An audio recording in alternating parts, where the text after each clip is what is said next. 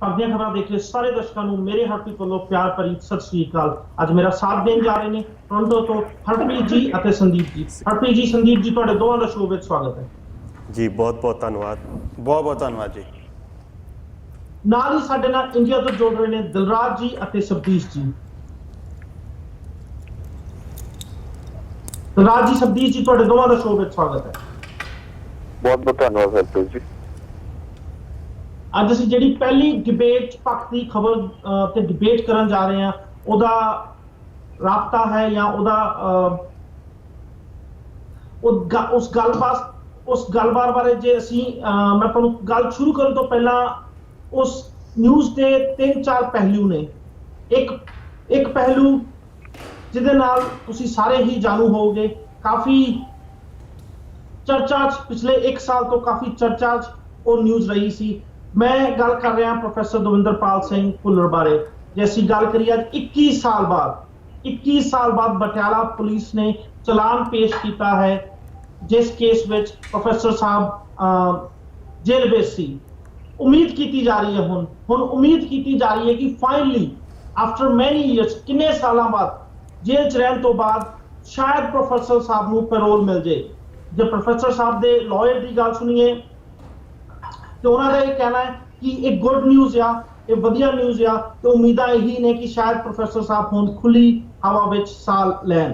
ਜਿਹੜੀ ਦੂਜੀ ਨਿਊਜ਼ ਦੀ, ਇਸ ਨਿਊਜ਼ ਤੋਂ ਰਲਦੀ ਮਿਲਦੀ ਨਿਊਜ਼ ਦੀ ਮੈਂ ਗੱਲ ਕਰ ਰਿਹਾ ਸੀ, ਉਹ ਮੈਂ ਗੱਲ ਕਰ ਰਿਹਾ ਸੀ ਬਾਪੂ ਸੂਰਤ ਸਿੰਘ ਖਾਲਸਾ। ਜੋ ਬਾਪੂ ਸੂਰਤ ਸਿੰਘ ਖਾਲਸਾ ਜੀ ਨੇ ਇੱਕ ਮੁਹਿੰਮ ਚਲਾਈ ਸੀ, ਲੰਬੇ ਸਮੇਂ ਤੋਂ ਜਿਹੜੀ ਫਾਈਟ ਚਲਾਈ ਹੋਈ ਸੀ, ਅੱਜ ਸ਼ਾਇਦ ਆਉਣ ਵਾਲੇ ਸਮੇਂ ਵਿੱਚ ਸ਼ਾਇਦ ਸਾਨੂੰ ਬਾਪੂ ਜੀ ਦੀ ਉਹ ਖੁਆਇਸ਼ ਜਿਹਦੇ ਕਰਕੇ ਉਹਨਾਂ ਨੇ ਇਹ ਮੁਹਿੰਮ ਜਾਂ ਫਾਈਟ ਚਲਾਈ ਹੋਈ ਸੀ ਉਹ ਪੂਰੀ ਹੁੰਦੀ ਵੇਖ ਰਹੀ ਆ।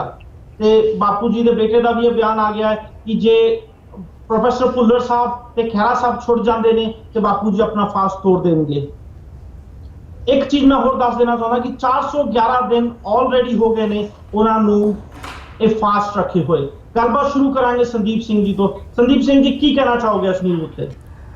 ਦੇਖੋ ਜੀ, ਪ੍ਰੋਫੈਸਰ ਭੁੱਲਰ ਸਾਹਿਬ ਦਾ ਜਿਹੜਾ ਕੇਸ ਹੈਗਾ ਆ ਉਹ ਉਸ ਦੇ ਵਿੱਚ ਕਈ ਪਹਿਲੂ ਨੇ। ਪਹਿਲਾ ਪਹਿਲੂ ਸਪਲਿਟ ਡਿਸੀਜਨ, ਦੂਸਰਾ ਪਹਿਲੂ ਦੇ ਵਿੱਚ ਮੈਂ ਆਪ ਉਸ ਸਮੇਂ ਉੱਥੇ ਹਾਜ਼ਰ ਸਾਂ ਜਦੋਂ ਭੁੱਲਰ ਸਾਹਿਬ ਦੀ ਮਾਤਾ ਜੀ ਅਤੇ ਦਲਜੀਤ ਸਿੰਘ ਬਿੱਟੂ ਅਤੇ ਕਈ ਹੋਰ ਪੰਥਕ ਸ਼ਖਸੀਅਤਾਂ ਨੇ ਸੈਕਟਰ 22 ਅਰੋਮਾ ਹੋਟਲ ਦੇ ਵਿੱਚ ਪ੍ਰੈਸ ਕਾਨਫਰੰਸ ਕੀਤੀ ਸੀ ਅਤੇ ਉਹ ਤੱਥ ਪੇਸ਼ ਕੀਤੇ ਸੀ ਜਿਸ ਦੇ ਵਿੱਚ ਪੰਜਾਬ ਸਰਕਾਰ ਦਾ ਅਸਲੀ ਚਿਹਰਾ ਨੰਗਾ ਹੋਇਆ ਸੀ। ਸੋ ਉਹ ਇੱਕ ਪਹਿਲੂ ਆ। ਜਿਹੜਾ ਬਟਾਲੇ ਵਾਲਾ ਕੇਸ ਵੀ ਹੈ, ਇਹਨੂੰ ਵੀ ਮੈਂ ਉਸੇ ਪਹਿਲੂ ਨਾਲ ਜੋੜਦਾ ਹਾਂ ਕਿ ਪੰਜਾਬ ਸਰਕਾਰ ਦੀ ਜਿਹੜੀ ਨੀਅਤ ਆ ਉਹ ਇਸ ਦੇ ਵਿੱਚ ਦਿਖਦੀ ਹੈ ਕਿ ਪੰਜਾਬ ਸਰਕਾਰ ਬਿਲਕੁਲ ਨਹੀਂ ਸੀ ਚਾਹੁੰਦੀ ਕਿ ਪ੍ਰੋਫੈਸਰ ਸਾਹਿਬ ਬਾਹਰ ਆਉਣ। ਜਿੱਥੇ ਤੱਕ ਬਾਪੂ ਸੂਰਤ ਸਿੰਘ ਹੋਣਾ ਦਾ ਸੰਘਰਸ਼ ਆ, ਤੇ ਮੈਂ ਜਦੋਂ ਵੀ ਹੰਗਰ ਸਟ੍ਰਾਈਕ ਦੀ ਗੱਲ ਕਰਦਾ ਹਾਂ ਤੇ ਮੈਂ ਹਮੇਸ਼ਾ ਇਹ ਵੀ ਨਾਲ ਕਹਿੰਦਾ ਕਿ ਗੁਰਬਖਸ਼ ਸਿੰਘ ਨੂੰ ਵੀ ਇਸ 'ਚ ਸਾਨੂੰ ਨਹੀਂ ਭੁੱਲਣਾ ਚਾਹੀਦਾ। ਉਹ ਬਾਅਦ 'ਚੋਂ ਕੀ ਸਿਚੁਏਸ਼ਨ ਹੋਈ ਉਹ ਇੱਕ ਅਲੱਗ ਮੁੱਦਾ ਆ, ਬਟ ਇਸ ਪੂਰੀ ਪਿਕਚਰ ਨੂੰ, ਬੰਦੀ ਸਿੰਘਾਂ ਦੀ ਗੱਲ ਨੂੰ ਲਿਆਉਣ ਦੇ ਵਿੱਚ ਗੁਰਬਖਸ਼ ਸਿੰਘ ਅਤੇ ਉਸ ਤੋਂ ਬਾਅਦ 'ਚ ਬਾਪੂ ਸੂਰਤ ਸਿੰਘ ਉਹਨਾਂ ਨੇ ਵੱਡਾ ਯੋਗਦਾਨ ਪਾਇਆ ਆ। ਤੇ ਉਹਨਾਂ ਦਾ ਜਿਹੜੀ ਸਟਰਗਲ ਆ ਉਹ ਰੰਗ ਲਿਆ ਰਹੀ ਆ। ਔਰ ਇਹ ਇਕੱਲੀ ਉਹ ਰੰਗ ਲਿਆਉਣ ਵਾਲੀ ਗੱਲ ਵੀ ਨਹੀਂ ਹੈ। ਤੁਸੀਂ ਦੇਖਿਓ, ਕੌਮ ਲਈ ਖੁਸ਼ੀ ਦੀ ਗੱਲ ਹੈ ਕਿ ਜਿਹੜੇ ਬੰਦਿਆਂ ਨੇ ਇੰਨੀ ਲੰਬੀ ਸਜ਼ਾ ਕੱਟੀ ਆ ਉਹ ਹੁਣ ਬਾਹਰ ਆ ਰਹੇ ਨੇ। ਬਟ ਇਹਦੇ ਮਗਰ ਇੱਕ ਅਕਾਲੀ ਦਲ ਦੀ ਵੀ ਜਿਹੜੀ ਮਾਨਸਾ ਆ 2017 ਵਾਲੀ, ਉਹ ਵੀ ਇੱਕ ਕਾਰਨ ਹੈ। ਪਰ ਪੋਲੀਟੀਕਲ ਗਰਾਊਂਡਸ ਨੂੰ ਬਾਹਰ ਰੱਖਾਂ ਅਗਰ, ਤੇ ਇੱਕ ਚੰਗੀ ਖਬਰ ਹੈ ਕਿ ਪ੍ਰੋਫੈਸਰ ਸਾਹਿਬ ਤੇ ਬਾਕੀ ਖਹਿਰਾ ਸਾਹਿਬ ਜਾਂ ਹੋਰ ਜਿੰਨੇ ਸਿੰਘ ਬਾਹਰ ਆ ਵੀ ਚੁੱਕੇ ਆ, ਉਹ ਸਾਰਿਆਂ ਲਈ ਸਾਨੂੰ ਖੁਸ਼ੀ ਆ। ਅਸੀਂ ਆਸ ਕਰਦੇ ਹਾਂ ਭਾਈ ਲਾਲ ਸਿੰਘ ਹੋਣੀ ਤੇ ਹੋਰ ਵੀ ਜਿੰਨੇ ਬੰਦੀ ਸਿੰਘ ਨੇ ਉਹ ਵੀ ਛੇਤੀ ਬਾਹਰ ਆਉਣਗੇ। Thank you Sandeep ji. ਜਸਪਾਲ ਸਿੰਘ ਮੰਝ ਜੋ ਇਸ ਟਾਈਮ ਲੀਗਲ ਕਾਉਂਸਲ ਨੇ ਭੁੱਲਰ ਸਾਹਿਬ ਦੇ, ਉਹਨਾਂ ਦੀ ਜੇ ਅਸੀਂ ਗੱਲਬਾਤ ਸੁਣੀਏ ਤੇ 3 ਕੇਸ ਸੀ ਜਿਹੜੇ ਭੁੱਲਰ ਸਾਹਿਬ ਦੀ ਪੈਰੋਲ ਜਾਂ ਜ਼ਮਾਨਤ ਦੇ ਵਿੱਚ ਅੜਚਨ ਪਾ ਰਹੇ ਸੀ। ਕੇਸ ਨੰਬਰ 1 ਵਿੱਚ ਕੈਂਸਲੇਸ਼ਨ ਰਿਪੋਰਟ ਆਲਰੇਡੀ ਫਾਈਲ ਕਰ ਦਿੱਤੀ ਗਈ ਆ। ਕੇਸ ਨੰਬਰ 2 ਵਿੱਚ ਬੇਲ ਆਲਰੇਡੀ ਸਿਕਿਉਰ ਕਰ ਲਈ ਗਈ ਆ। ਹੁਣ ਤੀਜਾ ਕੇਸ ਸੀ ਜਿਹਦੀ ਕਿ ਬਟਾਲਾ ਪੁਲਿਸ ਨੇ 21 ਸਾਲਾਂ ਬਾਅਦ, ਇੱਥੇ ਇਹ ਬਾਰ-ਬਾਰ ਮੈਂ ਇਸ ਤਾਂ ਵਰਡ ਯੂਜ਼ ਕਰ ਰਿਹਾ ਕਿ ਆਮ ਤੌਰ ਤੇ ਪੁਲਿਸ ਨੂੰ ਇਹ ਰਿਪੋਰਟ 90 ਦਿਨਾਂ ਵਿੱਚ ਫਾਈਲ ਕਰਨੀ ਹੁੰਦੀ ਆ। ਜੇ ਪੁਲਿਸ 90 ਦਿਨਾਂ ਵਿੱਚ ਇਹ ਰਿਪੋਰਟ ਨਹੀਂ ਫਾਈਲ ਕਰਦੀ, ਉਹਨੂੰ ਐਕਸਟੈਂਡ ਕਰਵਾ ਸਕਦੀ ਹੈ ਪੁਲਿਸ ਕੋਰਟ ਤੋਂ, 180 ਦਿਨਾਂ ਦੀ ਮੋਹਲਤ ਮਿਲ ਜਾਂਦੀ ਆ। ਪਰ 21 ਸਾਲ ਤੱਕ ਬਟਾਲਾ ਪੁਲਿਸ ਨੇ ਮੈਂ ਤਾਂ ਇਹ ਕਹੂੰਗਾ ਸ਼ਾਇਦ ਕੋਸ਼ਿਸ਼ ਹੀ ਨਹੀਂ ਕੀਤੀ ਜਾਂ ਇਸ ਕੇਸ ਤੇ ਕੰਮ ਹੀ ਨਹੀਂ ਕੀਤੀ ਕਿ ਇਸ ਕੇਸ ਦੀ ਰਿਪੋਰਟ ਅਸੀਂ ਕੋਰਟਸ ਵਿੱਚ ਚਲਾਨ ਵੀ ਪੇਸ਼ ਕਰੀਏ, ਜਿਹਨੂੰ ਆਪਾਂ ਪੰਜਾਬੀ ਚਲਾਨ ਕਹਿੰਦੇ ਆ, ਚਲਾਨ ਪੇਸ਼ ਕਰੀਏ। ਫਾਈਨਲੀ ਉਹ ਚਲਾਨ ਪੇਸ਼ ਹੋ ਰਿਹਾ ਹੈ ਤੇ ਜੋ ਭੁੱਲਰ ਸਾਹਿਬ ਦੇ ਡਾਕਟਰ ਨੇ ਇਸ ਟਾਈਮ ਉਹਨਾਂ ਨੇ ਵੀ ਇਹ ਕਹਿਤਾ ਹੈ ਕਿ ਭੁੱਲਰ ਸਾਹਿਬ ਦੀ ਜੋ ਦਿਮਾਗੀ ਹਾਲਤ ਆ ਉਹ ਠੀਕ ਆ ਤੇ ਉਹ ਕੇਸ ਨੂੰ ਫਾਈਟ ਕਰਨ ਦੀ ਪੋਜੀਸ਼ਨ ਵਿੱਚ ਆ ਗਏ ਨੇ। ਤਾਂ ਫਾਈਨਲੀ ਗੁੱਡ ਨਿਊਜ਼ ਆ ਫॉर ਭੁੱਲਰ ਫੈਮਿਲੀ ਜਾਂ ਉਹ ਸਾਰੇ ਲੋਕ ਜੋ ਕਿ ਇਨਸਾਫ ਪਸੰਦ ਲੋਕ ਜਿੱਥੇ ਵੀ ਬੈਠੇ ਹੋਣ ਉਹਨਾਂ ਵਾਸਤੇ ਇੱਕ ਵਧੀਆ ਨਿਊਜ਼ ਆ। ਹਰਪ੍ਰੀਤ ਜੀ ਤੁਸੀਂ ਕੀ ਕਹੋਗੇ ਇਸ ਗੱਲਬਾਤ ਉੱਤੇ? ਬਹੁਤ ਸ਼ੁਕਰੀਆ ਜੀ ਹਰਪ੍ਰੀਤ ਸਿੰਘ ਜੀ। ਪਹਿਲਾਂ ਤਾਂ ਮੈਂ ਇਹੀ ਕਹਿਣਾ ਚਾਹੁੰਦਾ ਕਿ ਵਾਕਈ ਜਿੱਥੋਂ ਤੱਕ ਭਾਈ ਦਵਿੰਦਰਪਾਲ ਸਿੰਘ ਭੁੱਲਰ ਦਾ ਸਵਾਲ ਆ, ਇੰਡੀਵਿਜੂਅਲ ਤੌਰ ਦੇ ਉੱਤੇ, ਵਿਅਕਤੀਗਤ ਤੌਰ ਦੇ ਉੱਤੇ ਬਿਲਕੁਲ ਬਹੁਤ ਵਧੀਆ ਖਬਰ ਹੈ। ਪਰ ਦੂਸਰੇ ਪਾਸੇ ਇਹ ਵੀ ਚੀਜ਼ ਹੈ ਜਿਹੜੀਆਂ ਜਮ੍ਹਾਂ ਘਟਾਓ ਉੱਥੇ ਹੋ ਰਹੀਆਂ, ਚਾਹੇ ਉਹ ਪੋਲੀਟੀਕਲ ਨੇ, ਉਹਦਾ ਵੀ ਇੱਕ ਅਸਰ ਜਿਹੜਾ ਇਹਦੇ 'ਤੇ ਦਿਖ ਰਿਹਾ, ਜਿਹੜਾ ਕਿ ਕੋਈ ਬਹੁਤਾ ਵਧੀਆ ਨਹੀਂ ਹੈ। ਥੋੜ੍ਹੀ ਜਿਹੀ ਗੱਲ ਸਰਦਾਰ ਸੰਦੀਪ ਸਿੰਘ ਹੁਣਾਂ ਨੇ ਵੀ ਕਰ ਦਿੱਤੀ ਸੀ ਕਿ ਸਪਲਿਟ ਡਿਸੀਜ਼ਨ ਜੋ ਇਹਦੀ ਡਾਇਨੈਮਿਕਸ ਆ ਉਹ ਸਿਰਫ ਤੇ ਸਿਰਫ ਸਪਲਿਟ ਡਿਸੀਜ਼ਨ ਦੀ ਨਹੀਂ ਹੈ। ਭਾਈ ਦਵਿੰਦਰਪਾਲ ਸਿੰਘ ਭੁੱਲਰ ਨੂੰ ਟਾਡਾ ਦੇ ਥੱਲੇ ਭਾਈ ਦਵਿੰਦਰਪਾਲ ਸਿੰਘ ਭੁੱਲਰ ਉਹਨਾਂ ਦੇ ਉੱਤੇ 120B ਦਾ ਕੇਸ, ਜਿਹੜਾ ਕਿ ਕਨਸਪੀਰੇਸੀ ਦਾ ਕੇਸ ਆ, ਵੀ ਤੁਸੀਂ ਕਿਸੇ ਦੇ ਨਾਲ ਮਿਲ ਕੇ ਕੰਸਪਾਇਰ ਕਰਦੇ ਆ, ਕੋਈ ਛੜਯੰਤਰ ਜਿਹੜਾ ਹੈਗਾ ਤੁਸੀਂ ਉਹ ਰਚਦੇ ਆ ਕੋਈ ਵੱਡੀ ਕਾਰਵਾਈ ਨੂੰ ਅੰਜਾਮ ਦੇਣ ਦੇ ਲਈ 120B। ਤੀਸਰੀ ਉਹਦੇ 'ਚ ਆ ਜਾਂਦੀ ਆ ਕਿ ਤੁਹਾਡਾ ਕਨਫੈਸ਼ਨਲ ਸਟੇਟਮੈਂਟ ਦੇ ਆਧਾਰ ਦੇ ਉੱਤੇ ਜਿਹੜੀ ਇਹ ਫਾਂਸੀ ਦੀ ਸਜ਼ਾ ਹੁੰਦੀ ਆ। ਔਰ ਚੌਥੀ ਗੱਲ ਇਹ ਆਉਂਦੀ ਆ ਸਪਲਿਟ ਡਿਸੀਜ਼ਨ, ਕਿਉਂਕਿ ਇਹ ਸਭ ਤੋਂ ਅਖੀਰ ਦੇ ਵਿੱਚ ਇਹ ਗੱਲ ਆਉਂਦੀ ਆ। ਔਰ ਪੰਜਵੀਂ ਗੱਲ ਇੱਕ ਹੋਰ ਮੈਂ ਇਹਦੇ ਨਾਲ ਐਡ ਕਰਨੀ ਚਾਹਾਂਗਾ ਕਿ ਸਾਨੂੰ ਉਹਨਾਂ ਗੱਲਾਂ ਦੇ ਉੱਤੇ ਵੀ ਪੌਂਡਰ ਅਪੌਨ ਕਰਨਾ ਪੈਣਾ, ਸਾਨੂੰ ਉਹਨਾਂ ਗੱਲਾਂ ਦੇ ਉੱਤੇ ਵੀ ਸੋਚਣਾ ਪੈਣਾ ਕਿ ਜਿਹੜੇ ਕੇਸ ਉਸੇ ਜੁਡੀਸ਼ਰੀ ਦੇ ਵਿੱਚ, ਉਸੇ ਸਿਸਟਮ ਦੇ ਵਿੱਚ ਜਦੋਂ ਕਿਸੇ ਫਾਂਸੀ ਦੀ ਜਿਹੜੀ ਸਜ਼ਾ ਉਹ ਡਿਲੇ ਹੋ ਜਾਂਦੀ ਆ ਤੇ ਉਹਨੂੰ ਕਮਿਊਟ ਕਰਕੇ ਲਾਈਫ ਇੰਪ੍ਰਿਜ਼ਨਮੈਂਟ ਦੇ ਵਿੱਚ ਕਰ ਦਿੱਤਾ ਜਾਂਦਾ। ਸੋ ਇਹਨਾਂ ਸਾਰੀਆਂ ਗੱਲਾਂ ਦੇ ਵਿੱਚ, ਚਾਹੇ ਉਹ ਟਾਡਾ ਦਾ ਕੇਸ ਹੈ, ਚਾਹੇ ਉਹ 120B ਦਾ ਕੇਸ ਹੈਗਾ, ਚਾਹੇ ਉਹ ਸਪਲਿਟ ਡਿਸੀਜ਼ਨ ਦਾ ਕੇਸ ਹੈਗਾ, ਚਾਹੇ ਕਨਫੈਸ਼ਨਲ ਸਟੇਟਮੈਂਟ ਦਾ ਹੈਗਾ, ਔਰ ਜਿਹੜੀਆਂ ਡਿਲੇ ਹੋਣ ਤੋਂ ਬਾਅਦ ਛੱਡ ਦਿੱਤੇ ਜਾਂਦੇ ਨੇ ਜਾਂ ਜਿਨ੍ਹਾਂ ਦੀਆਂ ਫਾਂਸੀ ਦੀਆਂ ਸਜ਼ਾਵਾਂ ਹੁੰਦੀਆਂ ਨੇ ਉਹਨਾਂ ਨੂੰ ਛੱਡ ਦਿੱਤਾ ਜਾਂਦਾ। ਔਰ ਅਗਲੀ 6ਵੀਂ ਗੱਲ ਇਹ ਵੀ ਕੀਤੀ ਜਾਂਦੀ ਆ, ਭਾਵੇਂ ਕਿ ਉਹ ਬਾਅਦ ਦੇ ਵਿੱਚ ਆਉਂਦੇ ਆ, ਕਿ ਪੈਰੋਲ ਲੈਣ ਦੇ ਲਈ ਤੁਹਾਡਾ ਜਿਹੜਾ ਕਿਰਦਾਰ ਆ ਜੇਲ੍ਹ ਦੇ ਵਿੱਚ ਉਹ ਵਧੀਆ ਹੋਣਾ ਚਾਹੀਦਾ। ਔਰ ਕਿਸੇ ਵੀ ਤਰੀਕੇ ਜਿਹੜਾ ਹੈਗਾ ਉਹ ਜਿਹੜੀਆਂ ਜੇਲ੍ਹ ਦੇ ਅਧਿਕਾਰੀ ਨੇ ਜਾਂ ਜਿਹੜਾ ਉਹ ਸਿਸਟਮ ਆ ਉਹਨੂੰ ਇਹ ਯਕੀਨ ਹੋਣਾ ਚਾਹੀਦਾ ਕਿ ਜੇਲ੍ਹ ਤੋਂ ਛੁੱਟਣ ਤੋਂ ਬਾਅਦ ਇਹ ਜਿਹੜਾ ਵਿਅਕਤੀ ਹੈਗਾ, ਕਿਉਂਕਿ ਉਹਦਾ ਚਾਲ ਚੱਲਣ ਜਿਹੜਾ ਠੀਕ ਹੈ, ਕਿ ਇਹ ਵਿਅਕਤੀ ਜਿਹੜਾ ਹੈਗਾ ਕਿਸੇ ਵੀ ਤਰੀਕੇ ਦੇ ਨਾਲ ਬਾਹਰ ਜਾ ਕੇ ਕੋਈ ਇਹੋ ਜਿਹੀ ਹੁੱਲੜਬਾਜੀ, ਕੋਈ ਇਹੋ ਜਿਹਾ ਉਪਦਰਵ, ਕੋਈ ਇਹਨਾਂ ਦੀ ਭਾਸ਼ਾ ਦੇ ਵਿੱਚ, ਜਾਂ ਕੋਈ ਇਹੋ ਜਿਹਾ ਅੱਤਵਾਦ ਉਹ ਨਹੀਂ ਫੈਲਾਏਗਾ। ਔਰ ਹੋਰ ਗੱਲ ਜੋ ਸਿੱਖ ਕੌਮ ਦੇ ਲਈ ਜੋ ਪਿਛਲੇ ਕੁਝ ਕੁ ਸਮਿਆਂ ਦੇ ਵਿੱਚੋਂ ਇਹ ਸਾਡੇ ਅੱਗੇ ਆ ਰਹੀ ਆ ਕਿ ਹੁਣ ਇਹਨਾਂ ਨੇ ਜਿਹੜਾ ਪੋਲੀਟੀਕਲ ਤੌਰ ਦੇ ਉੱਤੇ ਇਹ ਵੀ ਅੱਗੇ ਗੱਲ ਲੈ ਕੇ ਆਉਣੀ ਆ ਕਿ ਦੇਖੋ ਜੀ ਹੁਣ ਸਰਕਾਰਾਂ ਜਿਹੜੀਆਂ ਹੈਗੀਆਂ ਬਹੁਤ ਮੈਲੋਡਾਊਨ ਹੋਈਆਂ ਪਈਆਂ ਨੇ ਇਹਨਾਂ ਚੀਜ਼ਾਂ ਦੇ ਉੱਤੇ, ਬਹੁਤ ਆਪਣੇ ਆਪ ਨੂੰ ਉਹ ਸੰਕੋਚ ਕੇ ਉਹ ਚੱਲ ਰਹੀਆਂ। ਹੁਣ ਸਾਨੂੰ ਸਿੱਖਾਂ ਨੂੰ ਭੁੱਲ ਜਾਣਾ ਚਾਹੀਦਾ, ਪਰ ਨਾਲ ਦੀ ਨਾਲ ਸਿੱਖਾਂ ਨੂੰ ਇਹ ਵੀ ਚੀਜ਼ ਦੇਖਣੀ ਪੈਣੀ ਆ ਕਿ ਸਾਡੇ ਅੱਗੇ ਜਿਹੜਾ ਸਾਡੀ ਥਾਲੀ ਦੇ ਵਿੱਚ ਜਿਹੜਾ ਅੱਗੇ ਪ੍ਰਸ਼ਾਦ ਇਹ ਪਰੋਸ ਰਹੇ ਨੇ ਉਹ ਭੁੱਲ ਜਾਣ ਦਾ, ਪਰ ਆਪਣੀ ਇਹ ਕੋਈ ਵੀ ਗੱਲ ਭੁੱਲ ਨਹੀਂ ਰਹੇ। 84 ਤੋਂ ਲੈ ਕੇ ਅੱਜ ਤੱਕ ਜਿੰਨੇ ਵੀ ਉਹ 84 ਦਾ ਮੈਂ ਇਹ ਕਹਾਂਗਾ ਕਿ ਪ੍ਰੋਡਕਟ ਉਹ ਸਾਰੇ ਦਾ ਸਾਰਾ, ਭਾਵੇਂ ਭਾਈ ਦਵਿੰਦਰਪਾਲ ਸਿੰਘ ਭੁੱਲਰ ਨੇ, ਭਾਵੇਂ ਜਿਹੜੇ ਭਾਈ ਦਲਜੀਤ ਸਿੰਘ ਬਿੱਟੂ ਜਿਹੜੇ ਉਹ ਵੀ ਉਸੇ 84 ਦਾ ਹੀ ਇੱਕ ਤਰੀਕੇ ਨਾਲ ਪੈਦਾਇਸ਼ ਨੇ।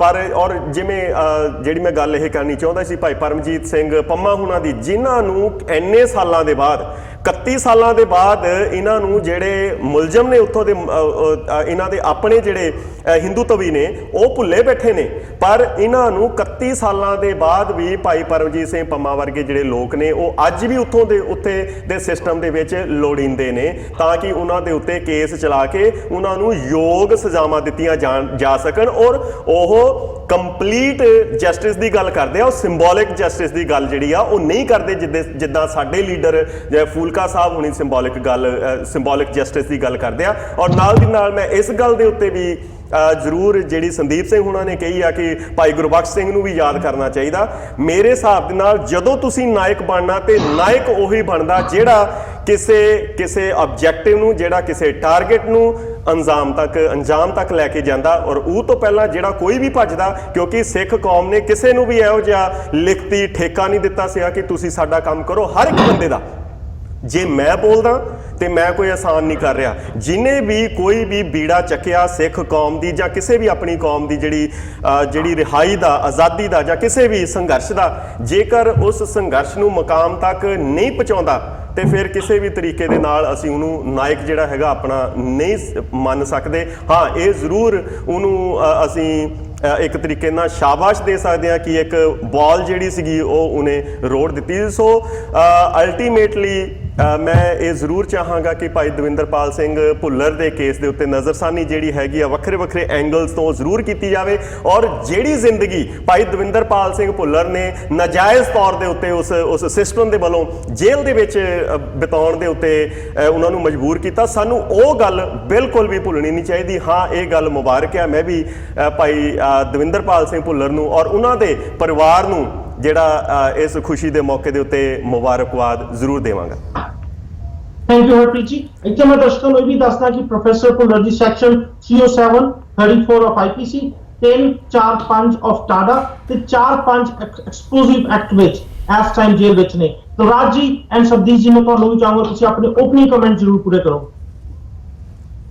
ਸਤਿ ਜੀ, ਬਿਲਕੁਲ ਜਿੱਦਾਂ ਮੇਰੇ ਦੋਨੋਂ ਸਾਥੀਆਂ ਨੇ ਕਿਹਾ, ਬੜੀ ਖੁਸ਼ੀ ਦੀ ਗੱਲ ਹੈ ਕਿ ਇੱਕ ਬੰਦਾ 22-23 ਸਾਲ ਬਾਅਦ ਇੱਕ ਚਾਰਜ ਸ਼ੀਟ ਫਾਈਲ ਹੁੰਦੀ ਹੈ ਇੱਕ ਕੇਸ ਵਿੱਚ, ਜਿੱਦਾਂ ਤੁਸੀਂ ਵੀ ਦੱਸਿਆ, ਤੇ ਉਸ ਤੋਂ ਬਾਅਦ ਕੋਰਟ ਉਹਨੂੰ ਬੇਲ ਤੇ ਜ਼ਮਾਨਤ ਤੇ ਮੋਹਰ ਲਾ ਦਿੰਦੀ ਹੈਗੀ ਹੈ। ਚਾਰ ਇਹਦੇ ਵਿੱਚ ਕੱਲ ਮੇਰੀ ਗੱਲ ਚੱਲ ਰਹੀ ਸੀ ਜਿਹੜੇ ਐਡਵੋਕੇਟ ਸਾਹਿਬ ਨੇ ਜਸਪਾਲ ਸਿੰਘ ਮੰਚਪੁਰ, ਉਹਨਾਂ ਨੇ 4 ਚੀਜ਼ਾਂ ਦੱਸੀਆਂ ਜਿਹਦੇ ਕਰਕੇ ਇਹ ਬੇਲ ਮਿਲੀ ਹੈ, ਜ਼ਮਾਨਤ ਮਿਲੀ ਹੈ। ਮੈਂ ਉਹ ਆਪਣੇ ਦਰਸ਼ਕਾਂ ਨਾਲ ਸ਼ੇਅਰ ਕਰਨਾ ਚਾਹਾਂਗਾ। ਉਸ ਤੋਂ ਬਾਅਦ ਮੈਂ ਗੁਰਬਖਸ਼ ਸਿੰਘ ਖਾਲਸਾ ਤੇ ਬਾਪੂ ਸੂਰਤ ਸਿੰਘ ਖਾਲਸਾ ਦੀ ਗੱਲਬਾਤ ਕਰਾਂਗਾ। ਪਹਿਲੀ ਜਿਹੜੀ ਚੀਜ਼ ਸਹਾਇਕ ਹੋਈ ਉਹ ਤਾਂ ਇਹੀ ਹੋਈ ਕਿ 21 ਸਾਲ ਬਾਅਦ ਚਾਰਜ ਸ਼ੀਟ ਫਾਈਲ ਕੀਤੀ ਗਈ, ਉਹਦੇ ਕਰਕੇ ਸਭ ਤੋਂ ਵੱਡਾ ਕਾਰਨ ਉਹ ਸੀਗਾ। ਦੂਜੀ ਜਿਹੜੀ ਚੀਜ਼ ਸੀ ਕਿ ਪ੍ਰੋਫੈਸਰ ਭੁੱਲਰ ਤੋਂ ਕਿਸੇ ਵੀ ਤਰ੍ਹਾਂ ਦੇ ਆਰਮਸ ਐਕਸਪਲੋਸਿਵ ਦੀ ਰਿਕਵਰੀ ਨਹੀਂ ਹੋਈ ਸੀ। ਤੀਜੀ ਜਿਹੜੀ ਚੀਜ਼ ਸੀ, ਕੋਈ ਵੀ ਪ੍ਰੋਫੈਸਰ ਭੁੱਲਰ ਦਾ ਡਾਇਰੈਕਟ ਐਵੀਡੈਂਸ ਨਹੀਂ ਸੀਗਾ, ਸਿਰਫ ਸਰਕਮਸਟੈਂਸ਼ੀਅਲ ਵਿਟਨੈਸਿਸ ਦੇ ਬੇਸ ਤੇ ਹੀ ਪ੍ਰੋਫੈਸਰ ਭੁੱਲਰ ਤੇ ਟਾਡਾ ਲਾ ਦਿੱਤੀ ਗਈ ਸੀਗੀ। ਤੇ ਚੌਥੀ ਜਿਹੜੀ ਚੀਜ਼ ਸੀ ਕਿ ਜਿਹੜੀ ਉਹਨਾਂ ਦੀ ਮੈਡੀਕਲ ਰਿਪੋਰਟ ਹੈਗੀ ਹੈ ਉਹਦੇ ਵਿੱਚ ਥੋੜੀ ਜੀ ਠੀਕ ਦਿਖਾਇਆ ਗਿਆ ਉਹਨਾਂ ਨੂੰ, ਤੇ ਨਾਲ ਇਹ ਕਿਹਾ ਗਿਆ ਸੀਗਾ ਕਿ ਜੇ ਇਹਨਾਂ ਨੂੰ ਹੋਮਲੀ ਇਨਵਾਇਰਨਮੈਂਟ ਮਿਲ ਜਾਏਗਾ ਤੇ ਸ਼ਾਇਦ ਇਹ ਪੂਰੀ ਤੌਰ ਤੇ ਠੀਕ ਹੋ ਜਾਣਗੇ। ਇਹ 4 ਚੀਜ਼ਾਂ ਮੇਨ ਤੌਰ ਤੇ ਰਹੀਆਂ ਜਿਹੜੀ ਇਹ ਬੇਲ ਮਿਲੀ ਹੈਗੀ ਹੈ। ਹੁਣ ਮੈਂ ਆਵਾਂਗਾ ਗੁਰਬਖਸ਼ ਸਿੰਘ ਖਾਲਸਾ ਤੇ ਬਾਪੂ ਸੂਰਤ ਸਿੰਘ ਖਾਲਸਾ ਤੇ, ਕਿਉਂਕਿ ਅਸੀਂ ਕਵਰੇਜ ਦੇ ਦੌਰਾਨ ਚਾਹੇ ਗੁਰਬਖਸ਼ ਸਿੰਘ ਖਾਲਸਾ ਹੋਵੇ ਚਾਹੇ ਬਾਪੂ ਸੂਰਤ ਸਿੰਘ ਖਾਲਸਾ ਹੋਵੇ, ਮੈਂ ਆਪ ਪਰਸਨਲ ਤੌਰ ਤੇ ਵੀ ਇਹ ਦੋਨੋਂ ਸੰਘਰਸ਼ਾਂ ਵਿੱਚ ਜੁੜਿਆ ਰਿਹਾ ਵਾਂ, ਤੇ ਮੈਂ ਸੰਦੀਪ ਜੀ ਨਾਲ ਬਿਲਕੁਲ ਐਗਰੀਡ ਹਾਂ ਕਿ ਗੁਰਬਖਸ਼ ਸਿੰਘ ਖਾਲਸਾ ਨੂੰ ਇਸ ਜਿਹੜਾ ਉਹਨੇ ਸੰਘਰਸ਼ ਸ਼ੁਰੂ ਕੀਤਾ ਸੀਗਾ, ਚਾਹੇ ਉਹਦਾ ਅੰਜਾਮ ਜੋ ਵੀ ਨਿਕਲਿਆ, ਪਰ ਉਹ ਸ਼ੁਰੂਆਤ ਕਰਨ ਦੇ ਵਿੱਚ ਬਹੁਤ ਵੱਡੀ ਅਹਿਮ ਭੂਮਿਕਾ ਗੁਰਬਖਸ਼ ਸਿੰਘ ਖਾਲਸਾ ਨੇ ਨਿਭਾਈ ਸੀਗੀ। ਇਸ ਗੱਲ ਦਾ ਬੰਦੀ ਸਿੰਘਾਂ ਦੀ ਰਿਹਾਈ ਦਾ ਸ਼ਾਇਦ ਕੋਈ ਮੁੱਦਾ ਛੇੜਦਾ ਨਹੀਂ ਸੀਗਾ ਕਦੀ ਵੀ। ਜਦੋਂ ਤੋਂ ਗੁਰਬਖਸ਼ ਸਿੰਘ ਖਾਲਸਾ ਨੇ ਪਹਿਲਾ ਜਿਹੜਾ ਸੰਘਰਸ਼ ਸ਼ੁਰੂ ਕੀਤਾ ਸੀ ਆਮਸਾਦ ਗੁਰਦੁਆਰੇ ਮੁਹਾਲੀ ਦੇ ਵਿੱਚ, ਉਸ ਤੋਂ ਬਾਅਦ ਇੰਨੀ ਜ਼ਬਰਦਸਤ ਹਵਾ ਚੱਲੀ, ਇੰਨੀ ਲੋਕੀ ਜੁੜੇ, ਇੰਨਾ ਪ੍ਰਵਾਹ ਹੁੰਗਾਰਾ ਮਿਲਿਆ। ਸ਼ਾਇਦ ਉਹੀ ਇੱਕ ਕਾਰਨ ਹੈ ਕਿ ਅੱਜ ਬਾਪੂ ਸੂਰਤ ਸਿੰਘ ਖਾਲਸਾ ਜਿਹੜੇ ਭੁੱਖ ਹੜਤਾਲ ਤੇ ਬੈਠੇ ਆ, ਤਕਰੀਬਨ 400 ਦਿਨਾਂ ਤੋਂ ਉਹਨਾਂ ਦੇ ਸੰਘਰਸ਼ ਦੇ ਨਾਲ ਲੋਕ ਜੁੜੇ ਹੋਏ ਨੇ, ਤੇ ਮੈਂ ਦੋਨਾਂ ਦਾ ਧੰਨਵਾਦੀ ਹਾਂ। ਤੇ ਬਿਲਕੁਲ ਹਰਪ੍ਰੀਤ ਜੀ ਨੇ ਵੀ ਜੋ ਕਿਹਾ ਸੀਗਾ ਕਿ ਮੁਬਾਰਕ ਹੈ ਸਾਰੀ ਸਿੱਖ ਕੌਮ ਨੂੰ, ਪ੍ਰੋਫੈਸਰ ਭੁੱਲਰ ਦੇ ਪਰਿਵਾਰ ਨੂੰ, ਤੇ ਉਹ ਹਰ ਉਸ ਬੰਦੇ ਨੂੰ ਜਿਹੜਾ ਹਿਊਮਨ ਰਾਈਟਸ ਵਾਇਲੇਸ਼ਨ ਦੀ ਖਿਲਾਫ ਚੱਲਦਾ। ਥੈਂਕ ਯੂ ਬੇਟਾ। ਸਬਦੀਸ਼ ਜੀ। ਦੇਖੋ ਹਰਪ੍ਰੀਤ ਜੀ, ਬਹੁਤ ਸਿੰਪਲ ਗੱਲ ਹੈ ਇਹਦੇ ਵਿੱਚ ਕਿ ਕਿਸੇ ਵੀ ਬੰਦੇ ਨੂੰ ਜਿਹਦੇ ਨਾਲ ਹੁਣ ਤੱਕ ਨਾ ਇਨਸਾਫੀ ਹੁੰਦੀ ਹੈ, ਜਾਂ ਚਾਹੇ ਉਹ ਨਾ ਇਨਸਾਫੀ ਦੇਸ਼ ਦੇ ਨਾਂ ਤੇ ਹੋਵੇ, ਚਾਹੇ ਉਹ ਨਾ ਇਨਸਾਫੀ ਕਾਨੂੰਨ ਦੇ ਨਾਂ ਤੇ ਹੋਵੇ, ਚਾਹੇ ਉਹ ਨਾ ਇਨਸਾਫੀ ਕਿਸੇ ਵੀ ਵਜ੍ਹਾ ਕਰਕੇ ਹੋਵੇ, ਜੇ ਉਹਨੂੰ ਇਨਸਾਫ ਦੀ ਸੰਭਾਵਨਾ ਬਣਦੀ ਆ ਤਾਂ ਸਾਨੂੰ ਸਾਰਿਆਂ ਨੂੰ ਉਹਦਾ ਸਵਾਗਤ ਕਰਨਾ ਚਾਹੀਦਾ।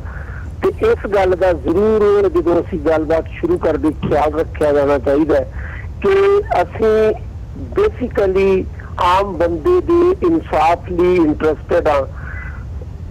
ਉਸ ਬੰਦੇ ਦੀ ਪੋਲਿਟਿਕਸ ਕੀ ਹੈ ਇਹ ਵੀ ਇੱਕ ਸੈਕੰਡਰੀ ਇਸ਼ੂ ਹੈ, ਤੇ ਭੁੱਲਰ ਦੇ ਮਾਮਲੇ ਦੇ ਵਿੱਚ ਤਾਂ ਸ਼ਾਇਦ ਇਹ ਗੱਲ ਵੀ ਬਹੁਤ ਜ਼ਿਆਦਾ ਅਹਿਮੀਅਤ ਨਹੀਂ ਰੱਖਦੀ ਕਿਉਂਕਿ ਸਿੱਧੇ ਤੌਰ ਤੇ ਉਹਨਾਂ ਦੇ ਖਿਲਾਫ ਇੱਕ ਵੀ ਸਬੂਤ ਨਹੀਂ। ਇਹਦੇ ਬਾਵਜੂਦ ਉਹਨਾਂ ਨੂੰ ਇੰਨਾ ਲੰਮਾ ਸਮਾਂ ਇੱਕ ਸੱਤਾ ਦਾ ਜ਼ੁਲਮ ਬਰਦਾਸ਼ਤ ਕਰਨਾ ਪਿਆ। ਕਿਸੇ ਵੀ ਬੰਦੇ ਨੂੰ ਸੱਤਾ ਦਾ ਜ਼ੁਲਮ ਬਰਦਾਸ਼ਤ ਕਰਨਾ ਪਵੇ, ਇਹ ਇੱਕ ਆਜ਼ਾਦ ਮੁਲਕ ਦੇ ਵਿੱਚ ਜਿਹੜਾ ਡੈਮੋਕ੍ਰੈਟਿਕ ਹੋਣ ਦਾ ਦਾਅਵਾ ਕਰਦਾ, ਉਹਦੇ ਵਿੱਚ ਇੱਕ ਨਾਇਨਸਾਫੀ ਹੈ। ਥੈਂਕ ਯੂ ਸਰਬੀਰ ਜੀ। ਇੱਥੇ ਮੈਂ ਦਰਸ਼ਕਾਂ ਨੂੰ ਇਹ ਵੀ ਦੱਸਣਾ ਚਾਹੂੰਗਾ ਕਿ ਵੜਿਆਮ ਸਿੰਘ, ਪਾਸ ਸਿੰਘ, ਮੱਖਣ ਸਿੰਘ ਅਤੇ ਹਰਦੀਪ ਸਿੰਘ ਦੀ ਆਲਰੇਡੀ ਰਿਹਾਈ ਹੋ ਚੁੱਕੀ ਆ। ਪਰ ਇਹਨਾਂ ਸਾਰੀਆਂ ਗੱਲਾਂ ਪਿੱਛੇ ਜੋ ਭੁੱਲਰ ਸਾਹਿਬ ਦਾ ਕੇਸ ਅੜਿਆ ਹੋਇਆ ਸੀ, ਜਿੱਦਾਂ ਮੈਂ ਪਹਿਲਾਂ ਗੱਲ ਕਰ ਚੁੱਕਿਆ ਹਾਂ, ਸਿਰਫ ਇੱਕ ਚਲਾਨ ਪੇਸ਼ ਹੋਣ ਕਾਰਨ ਅੜਿਆ ਹੋਇਆ ਸੀ। ਪਰ ਜੇ ਅਸੀਂ ਥੋੜਾ ਜਿਹਾ ਗੌਰ ਕਰੀਏ ਤੇ ਆਖਿਰ 21 ਸਾਲਾਂ ਬਾਅਦ ਅੱਜ ਸ਼੍ਰੋਮਣੀ ਅਕਾਲੀ ਦਲ, ਬੀਜੇਪੀ, ਇਹਨਾਂ ਗਵਰਨਮੈਂਟਾਂ ਦੀ, ਇਹਨਾਂ ਪੋਲੀਟੀਕਲ ਪਾਰਟੀਆਂ ਦੀ ਕੁਝ ਮਜਬੂਰੀ ਸੀ ਕਿ 21 ਸਾਲ ਬਾਅਦ ਇਹਨਾਂ ਨੇ ਪੁਲਿਸ ਨੂੰ ਪ੍ਰੈਸ਼ਰਾਈਜ਼ ਕੀਤਾ ਤੇ ਫਾਈਨਲੀ ਪੁਲਿਸ ਨੇ ਚਲਾਨ ਪੇਸ਼ ਕੀਤਾ। ਇਹ ਵੀ ਇੱਕ ਇੰਡੀਅਨ ਜਸਟਿਸ ਸਿਸਟਮ ਦਾ ਇੱਕ ਤੁਸੀਂ ਕਹਿ ਸਕਦੇ ਹੋ, ਜੋ ਸਾਨੂੰ ਦੇਖਣ ਨੂੰ ਮਿਲ ਰਿਹਾ ਕਿੱਦਾਂ ਇੰਡੀਆ ਸਿਸਟਮ ਕੰਮ ਕਰਦਾ ਹੈ। ਅੱਜ ਇਹਨਾਂ ਪੋਲੀਟੀਕਲ ਪਾਰਟੀਆਂ ਨੂੰ ਆਪਣੇ ਵੋਟ ਬੈਂਕ ਵਾਸਤੇ ਭੁੱਲਰ ਸਾਹਿਬ ਨੂੰ ਰਿਹਾ ਕਰਾਉਣਾ ਸੀ ਤੇ ਫਾਈਨਲੀ 21 ਸਾਲਾਂ ਬਾਅਦ ਉਸ ਪੁਲਿਸ ਨੇ ਕੰਮ ਕੀਤਾ। ਮੈਂ ਸਾਰੇ ਪੈਨਲਿਸਟ ਤੋਂ ਇਹ ਪੁੱਛਣਾ ਚਾਹੂੰਗਾ ਕਿ ਤੁਸੀਂ ਵੀ ਇਸ ਗੱਲ ਤੋਂ ਸਹਿਮਤ ਜੋ ਕਿ ਫਾਈਨਲੀ ਸਿਰਫ ਪੋਲੀਟੀਕਲ ਫਾਇਦਿਆਂ ਵਾਸਤੇ ਇਹਨਾਂ ਪੋਲੀਟੀਕਲ ਪਾਰਟੀਆਂ ਨੇ ਅੱਜ ਪੁਲਿਸ ਨੂੰ ਪ੍ਰੈਸ਼ਰਾਈਜ਼ ਕੀਤਾ ਤੋਂ ਚਲਾਨ ਪੇਸ਼ ਕਰਾਇਆ, ਜੋ ਸ਼ਾਇਦ ਅੱਜ ਤੋਂ ਸਾਲਾਂ ਪਹਿਲਾਂ ਪੇਸ਼ ਹੋ ਜਾਣਾ ਚਾਹੀਦਾ ਸੀ, ਪਰ ਉਹਦੀ ਬਦੌਲਤ ਹੀ ਅੱਜ ਭੁੱਲਰ ਸਾਹਿਬ ਨੂੰ ਪੈਰੋਲ ਮਿਲੂਗੀ। Go ahead Sandeep ji. ਦੇਖੋ, ਇਸ ਪੋਜੀਸ਼ਨ ਤੋਂ ਪਹਿਲਾਂ ਮੈਨੂੰ ਲੱਗਦਾ ਹੈ ਕਿ ਜਿਹੜਾ ਭੁੱਲਰ ਸਾਹਿਬ ਦੇ ਗ੍ਰਿਫਤਾਰੀ ਤੋਂ ਲੈ ਕੇ ਅੱਜ ਤੱਕ ਦੇ ਜੋ ਜੁਡੀਸ਼ਰੀ ਦੇ ਵਿੱਚ ਹੋਇਆ, ਉਹ ਸਾਰੇ ਸਟੈਪ ਬਾਏ ਸਟੈਪ ਡਿਸਕਸ ਕਰਨ ਦੀ ਲੋੜ ਆ। ਅਗਰ ਅਸੀਂ ਇੱਕ ਵੀ ਸਟੈਪ ਨੂੰ ਜੰਪ ਕਰਦੇ ਹਾਂ ਤੇ ਸ਼ਾਇਦ ਭੁੱਲਰ ਸਾਹਿਬ ਦੀ ਜਿਹੜੀ ਗੈਰ ਕਾਨੂੰਨਨ ਜਿਹੜੀ ਉਹਨਾਂ ਨੇ ਸਜ਼ਾ ਕੱਟੀ ਆ, ਵਿਦਆਊਟ ਐਵੀਡੈਂਸਿਸ ਜਿਹੜੀ ਸਜ਼ਾ ਕੱਟੀ ਆ, ਇੱਕ ਸਿੱਖ ਹੋਣ ਕਰਕੇ ਜਿਹੜੀ ਉਹਨਾਂ ਨੇ ਸਜ਼ਾ ਕੱਟੀ ਆ, ਸਿਰਫ ਇਹ ਕਸੂਰ ਕਿ ਉਹ ਇੱਕ ਸਿੱਖ ਸੀਗੇ ਤੇ ਉਹ ਜਸਟੀਫਾਈ ਨਹੀਂ ਕੀਤੀ ਜਾ ਪਾਵੇਗੀ। ਇਸ ਲਈ ਮੈਂ ਚਾਹਾਂਗਾ ਹਰਪ੍ਰੀਤ ਜੀ ਕਿ ਤੁਹਾਡੀ ਗੱਲ ਦਾ ਜਵਾਬ ਜ਼ਰੂਰ ਆਉਣਾ ਚਾਹੀਦਾ, ਪਰ ਇਹ ਸ਼ਾਇਦ ਅਸੀਂ ਅਖੀਰਲੇ ਕੁਐਸਚਨ ਤੇ ਪਹਿਲਾਂ ਚਲੇ ਗਏ ਹਾਂ। ਪਹਿਲਾਂ ਸਾਨੂੰ ਜਿਹੜੀਆਂ ਜੋ ਇਸ ਪੂਰੇ ਕੇਸ ਦੇ ਵਿੱਚ ਉਹਨਾਂ ਦੀ ਗ੍ਰਿਫਤਾਰੀ ਤੋਂ ਲੈ ਕੇ ਜਿਹੜਾ ਕੰਮ ਚੱਲਿਆ, ਉਹ ਸਾਰੇ ਹਾਈਲਾਈਟ ਹੋਣੇ ਚਾਹੀਦੇ। ਦੂਸਰੀ ਗੱਲ ਇੱਕ ਹੋਰ ਕਿ ਇੱਕ ਗੱਲ ਤਾਂ ਮੈਨੂੰ ਇਹ ਕਹਿਣਾ ਚਾਹੁੰਦਾ ਹੈ ਕਿ ਵਿੱਚ ਇੱਕ ਜਦੋਂ ਆਪਣੀ ਗੱਲ ਚੱਲ ਰਹੀ ਸੀ ਤਾਂ ਉਦੋਂ ਪੈਨਲ ਦੇ ਵਿੱਚੋਂ ਇੱਕ ਬੰਦੇ ਨੇ ਕਿਹਾ ਕਿ ਇੱਕ ਸੱਤਾ ਗਰੁੱਪ ਦੇ ਕਰਕੇ ਇਹ ਸਾਰਾ ਕੁਝ ਹੋਇਆ। ਇੱਥੇ ਥੋੜਾ ਵਖਰੇਵਾਂ ਆ। ਮੈਂ ਸਮਝਦਾ ਹਾਂ ਕਿ ਇੱਕ ਸੱਤਾ ਗਰੁੱਪ, ਇੱਕ ਪੋਲੀਟੀਕਲ ਪਾਰਟੀ ਕਰਕੇ ਨਹੀਂ, ਇੰਡੀਅਨ ਜੁਡੀਸ਼ੀਅਲੀ ਸਿਸਟਮ ਜਾਂ ਇੰਡੀਅਨ ਸਿਸਟਮ ਕਰਕੇ ਇਹ ਸਾਰੀ ਜਿਹੜੀ ਪ੍ਰੋਫੈਸਰ ਭੁੱਲਰ ਸਾਹਿਬ ਕੋਈ ਅਨਪੜ੍ਹ ਬੰਦੇ ਨਹੀਂ ਹੈਗੇ। ਉਹ ਇੱਕ ਲਿਟਰੇਟ ਬੰਦਾ ਸੀ, ਗੁਰੂ ਨਾਨਕ ਇੰਜੀਨੀਅਰਿੰਗ ਕਾਲਜ ਦੇ ਵਿੱਚ ਇੱਕ ਪੜ੍ਹਾਉਂਦਾ ਸੀ।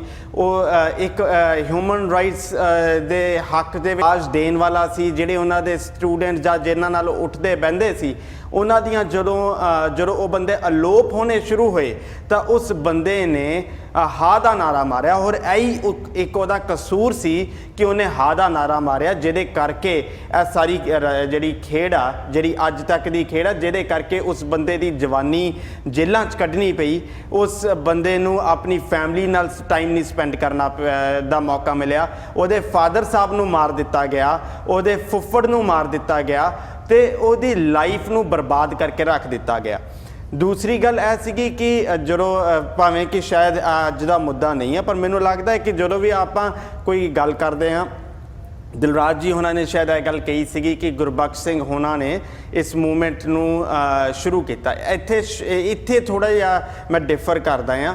ਇਸ ਮੂਵਮੈਂਟ ਨੂੰ ਸ਼ੁਰੂ ਉਸ ਦਿਨ ਕਰ ਦਿੱਤਾ ਗਿਆ ਸੀ ਜਿਸ ਦਿਨ ਦਲਜੀਤ ਸਿੰਘ ਬਿੱਟੂ ਜੇਲ੍ਹ ਤੋਂ ਬਾਹਰ ਆਇਆ ਸੀ, ਤੇ ਉਸ ਦਿਨ ਤੋਂ ਹੀ ਸਾਰੇ ਬੰਦੀ ਸਿੰਘਾਂ ਦੀ ਰਿਹਾਈ ਲਈ ਜਾਂ ਉਹਨਾਂ ਦੀ ਜਿਹੜੀ ਕੋਰਟ ਦੀਆਂ ਕਾਰਵਾਈਆਂ ਲਈ ਉਹ ਕੰਮ ਸ਼ੁਰੂ ਹੋ ਗਿਆ ਸੀਗਾ। ਤੇ ਉਸ ਦੇ ਵਿੱਚ ਬਹੁਤ ਵੱਡੀ ਭੂਮਿਕਾ ਐਡਵੋਕੇਟ ਹਰਪਾਲ ਸਿੰਘ ਚੀਮਾ, ਐਡਵੋਕੇਟ ਜਸਪਾਲ ਸਿੰਘ ਮੰਝਪੁਰ ਅਤੇ ਸ਼੍ਰੋਮਣੀ ਅਕਾਲੀ ਦਲ ਪੰਚ ਪ੍ਰਧਾਨੀ ਨੂੰ ਇਹ ਕ੍ਰੈਡਿਟ ਜਾਂਦਾ ਹੈ। ਆਲਦੋ ਕਿ ਹਾਂ, ਮੈਂ ਇਸ ਗੱਲ ਨਾਲ ਜ਼ਰੂਰ ਸਹਿਮਤ ਹਾਂ ਕਿ ਉਹ ਇਹਨਾਂ ਇਸ਼ੂਜ਼ ਨੂੰ ਲਾਈਮਲਾਈਟ ਦੇ ਵਿੱਚ ਲੈ ਕੇ ਆਉਣ ਦੇ ਵਿੱਚ ਕਾਮਯਾਬ ਨਹੀਂ ਹੋਏ। ਤੇ ਇਹ ਲਾਈਮਲਾਈਟਸ ਦੇ ਵਿੱਚ ਉਦੋਂ ਆਇਆ ਜਦੋਂ ਗੁਰਬਖਸ਼ ਸਿੰਘ ਅਤੇ ਬਾਪੂ ਸੂਰਜ ਸਿੰਘ ਹੋਣਾ ਨੇ ਕੰਮ ਸ਼ੁਰੂ ਕੀਤਾ ਹੈਗਾ ਆ। ਮੈਂ ਇਸ ਜਗ੍ਹਾ ਦੇ ਉੱਤੇ ਹਰਪ੍ਰੀਤ ਜੀ ਰਿਕੁਐਸਟ ਤੁਹਾਨੂੰ ਇਹ ਰਿਕੁਐਸਟ ਕਰਾਂਗਾ ਕਿ ਆਪਾਂ ਜਿਹੜੀ ਹੁਣ ਗੱਲ ਸ਼ੁਰੂ ਕਰਨੀ ਹੈਗੀ ਆ ਉਹਨਾਂ ਦੀ ਗ੍ਰਿਫਤਾਰੀ ਤੋਂ ਲੈ ਕੇ ਸੁਪਰੀਮ ਕੋਰਟ ਦੇ ਵਰਡਿਕਟ ਤੋਂ ਲੈ ਕੇ ਫਿਰ ਪੰਜਾਬ ਸਰਕਾਰ ਦਾ ਰੋਲ ਤੇ ਫਿਰ ਆਪਾਂ ਅੱਜ ਦੇ ਜਿਹੜਾ ਤੁਸੀਂ ਸਵਾਲ ਕੀਤਾ ਉੱਥੇ ਆਈਏ, ਉਹ ਇੱਕ ਜੋੜ ਵੀ ਬਣ ਜਾਏਗਾ ਤੇ ਇੱਕ ਸਾਰੀ ਸਟੋਰੀ ਸਾਹਮਣੇ ਵੀ ਆਵੇਗੀ। ਮੈਂ ਇਹ ਸਵਾਲ ਤਾਂ ਕੀਤਾ ਸੰਦੀਪ ਜੀ ਬਿਕੋਜ਼ ਅੱਜ ਅਸੀਂ ਜੋ ਡਿਬੇਟ ਕਰ ਰਹੇ ਹਾਂ ਉਹ ਬੇਸਿਕਲੀ ਤਾਂ ਹੀ ਹੋ ਰਹੀ ਆ ਕਿਉਂਕਿ ਇਹ ਅੱਜ ਉਹ ਚਲਾਨ ਪੇਸ਼ ਹੋਇਆ ਤੇ ਮੈਨੂੰ ਲੱਗਦਾ ਸੀ ਕਿ ਇਹ ਗੱਲ ਕਰਨੀ ਜ਼ਰੂਰੀ ਆ ਕਿ 21 ਸਾਲ ਬਾਅਦ ਕੀ ਹੋ ਗਿਆ ਕਿ ਅੱਜ ਇਹਨਾਂ ਪੁਲਿਸ ਨੂੰ ਜਾਂ ਗਵਰਨਮੈਂਟਸ ਨੂੰ ਚਲਾਨ ਪੇਸ਼ ਕਰਨ ਦੀ ਲੋੜ ਆ ਗਈ। ਪ੍ਰੋਫੈਸਰ ਭੁੱਲਰ ਸਾਹਿਬ ਦਾ ਕੇਸ ਆਪਾਂ ਡਿਸਕਸ ਜ਼ਰੂਰ ਕਰਾਂਗੇ, ਪਰ ਮੈਂ ਇਸ ਨੂੰ ਪਹਿਲਾਂ ਜ਼ਰੂਰ ਟੱਚ ਕਰ ਲੈਣਾ ਚਾਹੁੰਦਾ ਸੀ ਕਿ ਇਹ ਪੋਲੀਟੀਕਲ ਫਾਇਦੇ ਵਾਸਤੇ ਕੀਤਾ ਜਾ ਰਿਹਾ ਤੇ ਸਾਰੇ ਪੈਨਲਿਸਟ ਐਗਰੀ ਕਰਦੇ ਨੇ ਔਰ ਨੋ। ਦੇਖੋ ਜੀ, ਜਿੱਥੇ ਤੱਕ ਤਾਂ ਸ਼੍ਰੋਮਣੀ ਅਕਾਲੀ ਦਲ ਦੀ ਅਗਰ ਪੋਲੀਟੀਕਲ ਸਟਰਕਚਰ ਦੀ ਗੱਲ ਕੀਤੀ ਜਾਵੇ ਜਾਂ ਬੀਜੇਪੀ ਦੀ, ਤਾਂ ਉਹਨਾਂ ਨੇ ਪ੍ਰੋਫੈਸਰ ਭੁੱਲਰ ਸਾਹਿਬ ਦੇ ਕੇਸ ਦੇ ਵਿੱਚ ਕਈ ਵਾਰੀ ਯੂ ਟਰਨਸ ਲਏ ਆ। ਕਈ ਵਾਰੀ ਇਉਂ ਲੱਗਿਆ ਆ ਕਿ ਉਹ ਭੁੱਲਰ ਸਾਹਿਬ ਦੇ ਨਾਲ ਖੜੇ ਨੇ, ਕਈ ਵਾਰੀ ਇਉਂ ਲੱਗਿਆ ਹੈ ਕਿ ਉਹਨਾਂ ਦੇ ਵਿਰੁੱਧ ਖੜੇ ਨੇ। ਮੈਂ ਇੱਥੇ ਇਹ ਵੀ ਗੱਲ ਦੱਸ ਦਵਾਂ ਕਿ ਪ੍ਰੋਫੈਸਰ ਭੁੱਲਰ ਸਾਹਿਬ ਦੇ ਕੇਸ ਦੇ ਵਿੱਚ ਜਿਹੜਾ ਸੁਮੇਧ ਸੈਣੀ ਵਾਲਾ ਇਸ਼ੂ ਆ, ਉਸ ਦੇ ਵਿੱਚ ਪੰਜਾਬ ਸਰਕਾਰ ਤੋਂ ਭਾਵ ਕਿ ਬਾਦਲ ਸਰਕਾਰ ਨੇ ਆਪ ਸੁਮੇਧ ਸੈਣੀ ਦੇ ਕੇਸ ਦਾ ਖਰਚਾ ਕੀਤਾ ਆ, ਆਪ ਸੁਮੇਧ ਸੈਣੀ। ਸੋ ਇਹ ਦੋ ਬੇੜੀਆਂ ਤੇ ਸਵਾਰ ਹੋਣਾ ਚਾਹੁੰਦੇ ਨੇ। ਇਹ ਸੁਮੇਧ ਸੈਣੀ ਦੇ ਜਿਹੜੇ ਅਗਰ ਕੋਈ ਹੋਵੇ ਜਿਹੜਾ ਸੁਮੇਧ ਸੈਣੀ ਨੂੰ ਸਹੀ ਸਮਝਦਾ ਹੋਵੇ ਤਾਂ ਉਸ ਗਰੁੱਪ ਨੂੰ ਵੀ ਖੁਸ਼ ਕਰਨਾ ਚਾਹੁੰਦੇ ਆ, ਆਪਣੇ ਆਪ ਨੂੰ ਪੁਲਿਸ ਦੇ ਨਾਲ ਵੀ ਜਿਹੜੇ ਪੁਲਿਸ ਵੱਲੋਂ ਕੀਤੇ ਗਏ ਧੱਕਿਆਂ ਨਾਲ ਵੀ ਜੋੜਨਾ ਚਾਹੁੰਦੇ ਹੈਗੇ, ਪਲੱਸ ਇਹ ਪੰਥਕ ਵੋਟ ਨੂੰ ਵੀ ਕੈਪਚਰ ਕਰਨਾ ਚਾਹੁੰਦੇ ਆ। ਮੈਂ ਸਮਝਦਾ ਹਾਂ ਕਿ ਇਹ ਜਿਹੜਾ ਇਸ਼ੂ ਆ ਹੋ ਸਕਦਾ ਹੈ ਕਿ 2017 ਦੇ ਨਾਲ ਜੁੜਿਆ ਹੋਵੇ, ਬਟ ਜਿੱਥੇ ਤੱਕ ਪ੍ਰੋਫੈਸਰ ਭੁੱਲਰ ਸਾਹਿਬ ਦੇ ਕੇਸ ਦੀ ਗੱਲ ਹੈਗੀ ਆ, ਬਾਦਲ ਸਰਕਾਰ ਨੇ ਭੁੱਲਰ ਸਾਹਿਬ ਦੇ ਕੇਸ ਦੇ ਵਿੱਚ ਕਈ ਵਾਰੀ ਯੂ ਟਰਨ ਲਿੱਤਾ, ਇੱਥੇ ਤੱਕ ਕਿ ਦਿੱਲੀ ਨੂੰ ਚਿੱਠੀ ਤੱਕ ਵੀ ਦਿੱਤੀ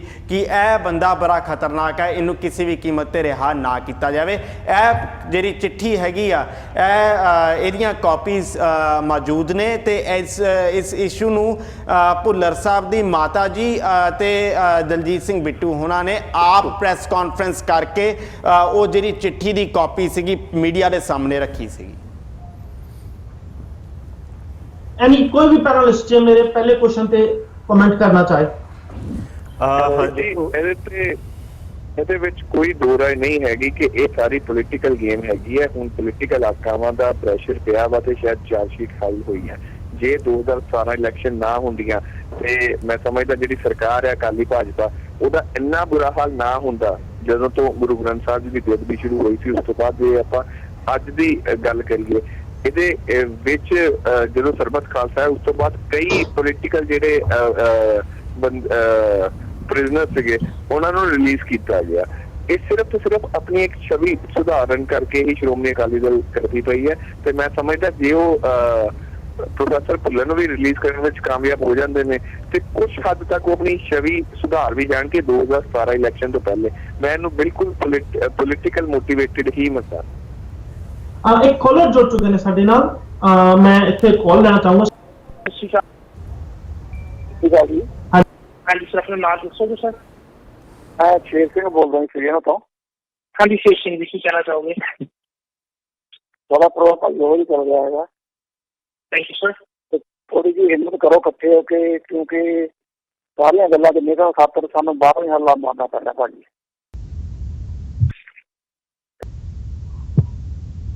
ਸਾਰੀਆਂ ਗੱਲਾਂ ਦਾ ਸਾਨੂੰ ਬਾਹਰੋਂ ਹੀ ਤੁਹਾਡੇ ਨਾਲ ਜਿਹੜੇ ਭਾਈ ਸਾਹਿਬ ਕੱਲ੍ਹ 3 ਦਿਨ ਸੀਗੇ ਪਾਣੀ ਦੇ ਮੁੱਦੇ ਤੇ, ਉਹ ਸਾਰੇ ਪਾਰਟੀ ਬੜੀ ਵਧੀਆ ਹੈਗੀ ਹੈ, ਸਭ ਨੂੰ ਵਧੀਆ ਨੌਲੇਜ ਹੈਗੀ ਹੈ ਤੇ ਇਹ ਸਭ ਤੋਂ ਵਧੀਆ ਨਹੀਂ ਭਾਈ। ਬਹੁਤ ਸਾਰੇ ਪ੍ਰੋਗਰਾਮ ਚੱਲ ਰਹੇ ਤੁਹਾਡੇ ਕੋਲ। ਓਕੇ ਜੀ, ਥੈਂਕ ਯੂ ਜੀ।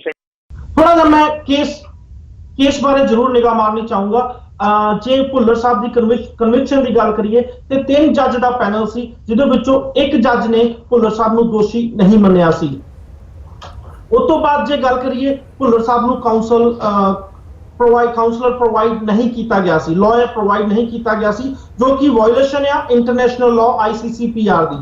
ਉਸ ਤੋਂ ਬਾਅਦ ਜੇ ਥੋੜਾ ਜਿਹਾ ਅੱਗੇ ਅਸੀਂ ਹੋਰ ਦੇਖੀਏ, 133 ਆਈ ਵਿਟਨੈਸ ਸੀ। ਮੈਂ ਫਿਰ ਤੋਂ ਰਿਪੀਟ ਕਰ ਦੇਣਾ ਚਾਹੁੰਦਾ, 133 ਆਈ ਵਿਟਨੈਸ ਸੀ, ਜਿਹਦੇ ਵਿੱਚੋਂ ਇੱਕ ਨੇ ਵੀ ਭੁੱਲਰ ਸਾਹਿਬ ਨੂੰ ਪਛਾਣਿਆ ਨਹੀਂ। ਮੈਂ ਗੱਲ ਰਿਪੀਟ ਕਰਨਾ ਚਾਹੂੰਗਾ ਕਿਉਂਕਿ ਕਾਫੀ ਇੰਪੋਰਟੈਂਟ ਆ। 133 ਆਈ ਵਿਟਨੈਸ ਹੋਣਾ ਕੇਸ ਵਿੱਚ ਕਾਫੀ ਮਾਇਨਾ ਰੱਖਦੀ ਆ।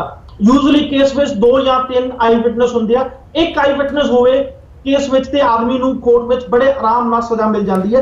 ਇਸ ਕੇਸ ਵਿੱਚ 133 ਆਈ ਵਿਟਨੈਸ ਸੀ, ਫਿਰ ਵੀ ਸਜ਼ਾ ਨਹੀਂ ਹੋਈ। ਉਸ ਤੋਂ ਬਾਅਦ ਜੋ ਜਰਮਨ ਗਵਰਨਮੈਂਟ ਨੇ ਰਿਪੋਰਟ ਕੀਤਾ ਸੀ ਭੁੱਲਰ ਸਾਹਿਬ ਨੂੰ, ਜਰਮਨ ਗਵਰਨਮੈਂਟ ਦਾ ਅਸੀਂ ਰੁਖ ਸਾਫ਼ ਦੇਖ ਸਕਦੇ ਹਾਂ। ਜਿਸ ਤਰ੍ਹਾਂ ਭੁੱਲਰ ਸਾਹਿਬ ਨਾਲ ਇੰਡੀਆ 'ਚ ਕੀਤਾ ਗਿਆ, ਜਰਮਨ ਗਵਰਨਮੈਂਟ ਅੱਜ ਭੁੱਲਰ ਸਾਹਿਬ ਦੀ ਡਿਪੋਰਟੇਸ਼ਨ ਨੂੰ ਗਲਤੀ ਮੰਨਦੀ ਆ। ਹੁਣ ਕਨਫੈਸ਼ਨ ਦੀ ਗੱਲ ਕਰੀਏ, ਜਿਹੜੀ ਕਨਫੈਸ਼ਨ ਤੇ ਭੁੱਲਰ ਸਾਹਿਬ ਦੇ ਸਾਈਨ ਕਰਾ ਗਏ, ਉਹ ਕਨਫੈਸ਼ਨ ਕੋਰਟ ਵਿੱਚ ਨਹੀਂ ਹੋਈ ਸੀ, ਉਹ ਕਨਫੈਸ਼ਨ ਪੁਲਿਸ ਦੇ ਸਾਹਮਣੇ ਹੋਈ ਸੀ ਤੇ ਕੋਰੇ ਕਾਗਜ਼ ਤੇ ਭੁੱਲਰ ਸਾਹਿਬ ਕੋਲੋਂ ਸਾਈਨ ਕਰਵਾਏ ਗਏ ਸੀ। ਚਲੋ ਜੇ ਅਸੀਂ ਕੋਰਾ ਕਾਗਜ਼ ਨਹੀਂ ਵੀ ਮੰਨੀਏ ਭੁੱਲਰ ਸਾਹਿਬ ਨੇ ਆਪ ਸਾਈਨ ਕੀਤੇ ਸੀ, ਪਰ ਕੋਰਟ ਸਾਈਨ ਕਰਨਾ ਤੇ ਪੁਲਿਸ ਸਟੇਸ਼ਨ ਸਾਈਨ ਕਰਨਾ, ਆਈ ਥਿੰਕ ਇਹਦਾ ਮੈਨੂੰ ਫਰਕ ਸਮਝਾਉਣ ਦੀ ਕੋਈ ਲੋੜ ਨਹੀਂ ਹੈ। ਕੋਈ ਵੀ ਪੈਨਲਿਸਟ ਇਹ ਤੇ ਕਮੈਂਟ ਕਰਨਾ ਚਾਹੇ। ਦੇਖੋ ਜੀ, ਇਹਦੇ ਵਿੱਚ ਕਈ ਮੁੱਦੇ ਨੇ ਜਿਹੜੇ ਤੁਸੀਂ ਗੱਲ ਕੀਤੀ ਹੈਗੀ ਆ।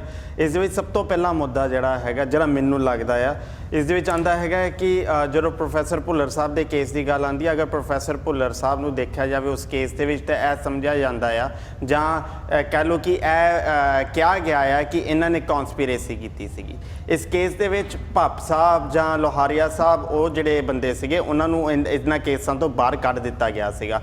ਫਿਰ ਅਗਰ ਜਦੋਂ ਉਹਨਾਂ ਨੂੰ ਇਹਨਾਂ ਕੇਸਾਂ ਤੋਂ ਬਾਹਰ ਕੱਢ ਦਿੱਤਾ ਗਿਆ, ਤਾਂ ਫਿਰ ਇਕੱਲੇ ਬੰਦੇ ਨੇ ਕੌਨਸਪੀਰੇਸੀ ਕਿਵੇਂ ਕੀਤੀ, ਇਹ ਇੱਕ ਸਵਾਲ ਹੈਗਾ ਆ। ਇਸ ਤੋਂ ਇਲਾਵਾ ਜਿਹੜੀ ਕਨਫੈਸ਼ਨਲ ਸਟੇਟਮੈਂਟ ਹੈਗੀ ਆ, ਅਸੀਂ ਬਹੁਤ ਚੰਗੀ ਤਰ੍ਹਾਂ ਜਾਣਦੇ ਹੈਗੇ ਕਿ ਕਨਫੈਸ਼ਨਲ ਸਟੇਟਮੈਂਟਸ ਹਿੰਦੁਸਤਾਨ ਦੇ ਵਿੱਚ ਪੁਲਿਸ ਕਿਸ ਤਰੀਕੇ ਨਾਲ ਲੈਂਦੀ ਹੈਗੀ ਆ। ਪੁਲਿਸ ਤਾਂ ਇੱਥੇ ਹਿੰਦੁਸਤਾਨ ਦੇ ਵਿੱਚ ਸ਼ਰੇਆਮ ਝੂਠੇ ਇਨਕਾਊਂਟਰ ਕਰ ਦਿੰਦੀ ਹੈ, ਜਿਹਦਾ ਹੀ ਅਸੀਂ ਐਗਜ਼ਾਮਪਲ ਅਜੇ ਕੱਲ੍ਹ ਹੀ ਦੇਖ ਕੇ ਹਟੇ ਹੈਗੇ ਆ। 133 ਵੀ ਆਈ ਵਿਟਨੈਸ ਦੀ ਗੱਲ ਚੱਲਦੀ ਹੈਗੀ ਆ, ਉਹਨਾਂ ਵਿੱਚੋਂ ਦੀ ਇੱਕ ਵੀ ਬੰਦਾ ਭੁੱਲਰ ਸਾਹਿਬ ਨੂੰ ਪਹਿਚਾਣ ਨਹੀਂ ਪਾਉਂਦਾ ਹੈਗਾ। ਫਿਰ ਵੀ ਇਹ ਸਾਰੀਆਂ ਚੀਜ਼ਾਂ ਤੋਂ ਬਾਅਦ ਚੋਂ ਵੀ ਹਿੰਦੁਸਤਾਨ ਦੀ ਜੁਡੀਸ਼ਰੀ ਭੁੱਲਰ ਸਾਹਿਬ ਨੂੰ ਸਜ਼ਾ ਦਿੰਦੀ ਹੈਗੀ ਹੈ, ਅਤੇ ਉਸ ਤੋਂ ਬਾਅਦ ਚੋਂ ਇਹ ਸਵਾਲ ਕੀਤਾ ਜਾਂਦਾ ਆ ਕਿ ਉੱਥੇ ਗੁਲਾਮੀ ਕਿਹਨੂੰ ਕਹਿੰਦੇ ਆ। ਉੱਥੇ ਕਿਹਾ ਜਾਂਦਾ ਹੈ ਕਿ ਸਾਰਿਆਂ ਨੂੰ ਇੱਕ ਨਜ਼ਰ ਨਾਲ ਦੇਖਿਆ ਜਾਂਦਾ ਆ। ਉੱਥੇ ਕਿਹਾ ਜਾਂਦਾ ਆ ਕਿ ਜਿਹੜੀ ਜੁਡੀਸ਼ਰੀ ਆ ਉਹ ਅੰਨੀ ਨਹੀਂ ਆ, ਉਹ ਹੈਂਡੀਕੈਪ ਨਹੀਂ ਆ, ਉਹ ਸਾਰਿਆਂ ਨੂੰ ਇੱਕ ਅੱਖ ਨਾਲ ਬਰਾਬਰਤਾ ਨਾਲ ਦੇਖਦੀ ਆ। ਪਰ ਪ੍ਰੋਫੈਸਰ ਭੁੱਲਰ ਸਾਹਿਬ ਇੱਕ ਪ੍ਰਾਈਮ ਐਗਜ਼ਾਮਪਲ ਨੇ, ਜਿਸ ਦੇ ਵਿੱਚ ਜੁਡੀਸ਼ਰੀ ਨੇ ਧੱਕਾ ਕੀਤਾ ਤੇ ਜੁਡੀਸ਼ਰੀ ਦੀ ਗਲਤ ਡਿਸੀਜਨਸ ਕਰਕੇ ਉਸ ਬੰਦੇ ਦੀ ਜ਼ਿੰਦਗੀ ਬਰਬਾਦ ਹੋਈ। ਔਰ ਇਸੇ ਗੱਲ ਦੇ ਵਿੱਚ ਬਹੁਤ ਗੱਲਾਂ ਹੋਰ ਵੀ ਜੁੜਨਗੀਆਂ, ਜਿਵੇਂ ਪੈਨਲ ਦੇ ਵਿੱਚ ਹੋਰ ਬੰਦੇ ਵੀ ਹੈਗੇ ਆ। ਮੈਂ ਸ਼ੋਰ ਹਾਂ ਕਿ ਕਾਫੀ ਜਾਣੇ ਇਸ ਦੇ ਵਿੱਚ ਕਈ ਐਗਜ਼ਾਮਪਲਸ ਵੀ ਦੇ ਸਕਦੇ ਹੈਗੇ ਆ ਕਾਨੂੰਨ ਤੌਰ ਦੇ ਉੱਤੇ, ਜਿਹੜੀਆਂ ਸੁਪਰੀਮ ਕੋਰਟ ਦੇ ਡਿਸੀਜਨਸ ਨੂੰ ਕੰਟਰਾਡਿਕਟ ਕਰਦੀਆਂ ਨੇ।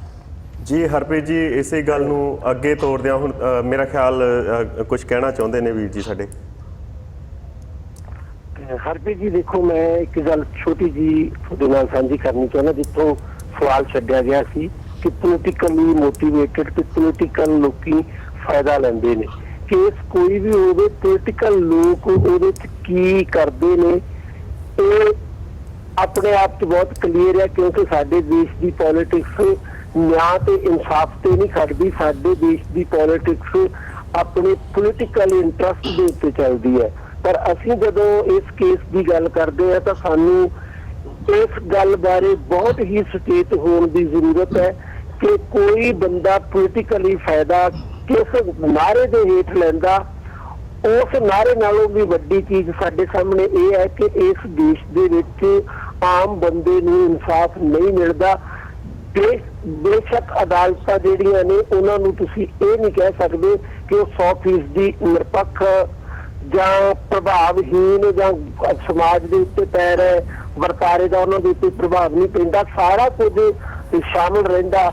ਜੇ ਅਸੀਂ ਲੇਟੈਸਟ ਦੀ ਗੱਲ ਕਰੀਏ ਕਨ੍ਹਈਆ ਕੁਮਾਰ ਵਾਲੇ, ਜਿਹਨੂੰ ਅਸੀਂ ਅਗਲੇ ਸੈਗਮੈਂਟ ਵਿੱਚ ਵੀ ਸ਼ਾਇਦ ਕਰਾਂਗੇ, ਤਾਂ ਅਸੀਂ ਦੇਖ ਸਕਦੇ ਹਾਂ ਕਿ ਦੇਸ਼ ਦੇ ਨਾਂ ਦੇ ਉੱਤੇ ਅਦਾਲਤਾਂ ਵੀ ਜ਼ਰੂਰ ਪ੍ਰਭਾਵਿਤ ਹੁੰਦੀਆਂ, ਤੇ ਇਹ ਪ੍ਰਭਾਵਿਤ ਕਰਨ ਵਾਲੇ ਜਿਹੜੇ ਲੋਕ ਨੇ ਉਹ ਮੇਰੇ ਹਿਸਾਬ ਨਾਲ ਸਾਡੇ ਸੰਵਿਧਾਨ ਦੇ, ਸਾਡੇ ਨਿਆਂ ਦੇ ਇੱਕ ਤਰ੍ਹਾਂ ਨਾਲ ਉਹ ਦੋਸ਼ੀ ਹੋਣੇ ਚਾਹੀਦੇ ਨੇ, ਜਾਂ ਉਹਨਾਂ ਨੂੰ ਘੱਟੋ ਘੱਟ ਅਸੀਂ ਜ਼ਰੂਰ ਦੋਸ਼ੀ ਤਸਲੀਮ ਕਰੀਏ ਜਿਹੜੇ ਅਸੀਂ ਨਿਰਪੱਖ ਵਿਸ਼ਲੇਸ਼ਣ ਕਰਨ ਦੀ ਕੋਸ਼ਿਸ਼ ਕਰ ਰਹੇ ਹਾਂ। ਮੈਂ ਜੀ ਜੇਕਰ ਉਹਨਾਂ ਦੀ ਜੇ ਭਾਜੀ ਦੀ ਗੱਲ ਖਤਮ ਹੋ ਗਈ ਆ ਤੇ ਮੈਂ ਇਹ ਜ਼ਰੂਰ ਕਹਿਣਾ, ਕੰਟੀਨਿਊ ਕਰੋ। ਹਾਂਜੀ, ਬੜੀਆਂ ਆਈਡੀਅਲ ਜਿਹੀਆਂ ਚੀਜ਼ਾਂ ਵੀਰ ਜੀ ਨੇ ਕੀਤੀਆਂ ਕਿ ਇਨਸਾਫ ਹੋਣਾ ਚਾਹੀਦਾ, ਝੂਠ ਨਹੀਂ ਬੋਲਦਾ ਹੋਣਾ, ਓਨੈਸਟੀ ਹੋਣੀ ਚਾਹੀਦੀ, ਕਰਪਸ਼ਨ ਨਹੀਂ ਹੋਣੀ ਚਾਹੀਦੀ, ਹਰੇਕ ਦੇ ਨਾਲ ਜਿਹੜਾ ਹੈਗਾ ਜਸਟਿਸ ਹੋਣਾ ਚਾਹੀਦਾ। ਇਹ ਬਹੁਤ ਸੋਹਣੀਆਂ, ਕਹਿਣ ਨੂੰ ਬਹੁਤ ਸੋਹਣੀਆਂ ਗੱਲਾਂ ਲੱਗਦੀਆਂ, ਪਰ ਪ੍ਰੈਕਟੀਕਲੀ ਇਹ ਕੁਝ ਵੀ ਉੱਥੇ ਵਾਪਰ ਨਹੀਂ ਰਿਹਾ। ਠੀਕ ਆ, ਭਾਰਤ ਦੀਆਂ ਅਦਾਲਤਾਂ ਦੇ ਵਿੱਚ ਇਨਸਾਫ ਨਹੀਂ ਹੁੰਦਾ। ਅੱਜ ਵੀ 3 ਕਰੋੜ 21 ਲੱਖ ਕੇਸਿਸ ਪੈਂਡਿੰਗ ਪਏ ਨੇ। ਤੇ ਮੈਂ ਇੱਕ ਵਾਰ ਇਹ ਪੋਸਟ ਦੇ ਵਿੱਚ ਵੀ ਪਾਇਆ ਸੀਗਾ ਕਿ 10 ਮਿੰਟ ਦੇ ਵਿੱਚ ਵੀ ਇੱਕ ਕੇਸ ਨੂੰ ਰਿਡਰੈਸ ਕਰਨਾ ਹੋਵੇ ਔਨ ਐਨ ਐਵਰੇਜ 10 ਮਿੰਟ ਦਾ ਮਤਲਬ ਇਹ ਨਹੀਂ ਵੀ ਜਿੰਨੇ ਵੀ ਜੱਜ ਹੈਗੇ ਨੇ ਉੱਥੇ, ਜਿੰਨੇ ਵੀ ਵਕੀਲ ਨੇ, ਜਿੰਨੀਆਂ ਵੀ ਕੋਰਟਸ ਨੇ, ਉਹਨਾਂ ਦੇ ਵਿੱਚ ਜੇਕਰ ਜਿੰਨੇ ਪੈਂਡਿੰਗ ਕੇਸ ਨੇ ਉਹਨਾਂ ਨੂੰ ਔਨ ਐਨ ਐਵਰੇਜ 10 ਮਿੰਟ ਦੇ ਵਿੱਚ ਵੀ ਜਿਹੜਾ ਰਿਡਰੈਸ ਕਰਨਾ ਹੋਵੇ, ਤੇ ਜਿੰਨੇ ਕੇਸਿਸ ਪੈਂਡਿੰਗ ਨੇ ਅੱਜ ਤੱਕ 600 ਸਾਲ ਤੋਂ ਉੱਪਰ ਸਾਲ ਲੱਗਣਗੇ ਉਹਨਾਂ ਕੇਸਿਸ ਨੂੰ ਜਿਹੜਾ ਰਿਡਰੈਸ ਕਰਨ ਦੇ ਲਈ। ਇਹ ਤਾਂ ਹੋ ਗਈ ਇੱਕ ਆਮ ਗੱਲ, ਜਿਹੜਾ ਕਿ ਵਰਤਾਰਾ ਹਰ ਇੱਕ ਦੇ ਨਾਲ ਹੈ, ਪਰ ਕੁਝ ਇੱਕ ਵਰਤਾਰੇ ਇਹੋ ਜਿਹੇ ਨੇ ਜਿਨ੍ਹਾਂ ਦੇ ਉੱਤੇ ਦੇਸ਼ ਧਰੋਹ, ਖਾਸ ਕਰਕੇ ਸੋ ਕਾਲਡ ਨੈਸ਼ਨਲਿਜ਼ਮ ਦਾ ਇੱਕ ਠੱਪਾ ਲਾ ਕੇ, ਦੇਸ਼ ਧਰੋਹੀ ਦਾ ਠੱਪਾ ਲਾ ਕੇ, ਸੈਡੀਸ਼ਨ ਦਾ ਠੱਪਾ ਲਾ ਕੇ ਉਹਨਾਂ ਨੂੰ ਵਿਕਟਮ ਬਣਾਇਆ ਜਾਂਦਾ, ਉਹਨਾਂ ਨੂੰ ਸਕੇਪਗੋਟਸ ਬਣਾਇਆ ਜਾਂਦਾ, ਉਹਨਾਂ ਨੂੰ ਬਲੀ ਦੇ ਬੱਕਰੇ ਬਣਾਇਆ ਜਾਂਦਾ। ਔਰ ਜੁਡੀਸ਼ੀਅਲ ਕਿਲਿੰਗ ਜਿਹੜੀ ਹੈਗੀ ਆ, ਐਨਕਾਊਂਟਰਸ ਮੈਂ ਕਹਾਂਗਾ ਇੱਥੇ, ਉਹਨਾਂ ਦੇ ਜੁਡੀਸ਼ੀਅਲ ਐਨਕਾਊਂਟਰ ਜਿਹੜੇ ਨੇ ਬੜੀ ਬੇਸ਼ਰਮੀ ਦੇ ਨਾਲ, ਬੜੀ ਬੇਤਰਤੀਬੀ ਦੇ ਨਾਲ ਉੱਥੇ ਉਹ ਐਨਕਾਊਂਟਰ ਹੁੰਦੇ ਨੇ, ਜਿਨ੍ਹਾਂ ਦੀਆਂ ਗੱਲਾਂ ਜਿਹੜੀਆਂ ਹੈਗੀਆਂ ਅਸੀਂ ਕਰਨੀਆਂ। ਬੀਇੰਗ ਅ ਸਿੱਖ ਮੈਨੂੰ ਬੜੀ ਖੁਸ਼ੀ ਹੋ ਰਹੀ ਆ ਕਿ ਹਾਂ, ਮੇਰਾ ਪਰਸਪੈਕਟਿਵ ਜਿਹੜਾ ਹੈਗਾ ਉਹ ਬੀਇੰਗ ਅ ਸਿੱਖ ਹੈਗਾ। ਆਈ ਡੋਂਟ ਕੇਅਰ ਵੀ ਕੋਈ ਮੈਨੂੰ ਇਹ ਕਹਿੰਦਾ ਕਿ ਤੁਸੀਂ ਇੰਡੀਅਨ ਹੋ ਕਿ ਨਹੀਂ ਹੋ। ਮੈਂ ਬੜੀ ਖੁਸ਼ੀ ਦੇ ਨਾਲ ਇਹ ਗੱਲ ਤਸਲੀਮ ਕਰਦਾ ਵੀ ਮੈਂ ਇੰਡੀਅਨ ਤੇ ਨਹੀਂ ਆ, ਮੈਂ ਪੰਜਾਬੀ ਹੈਗਾ। ਕਿਉਂ?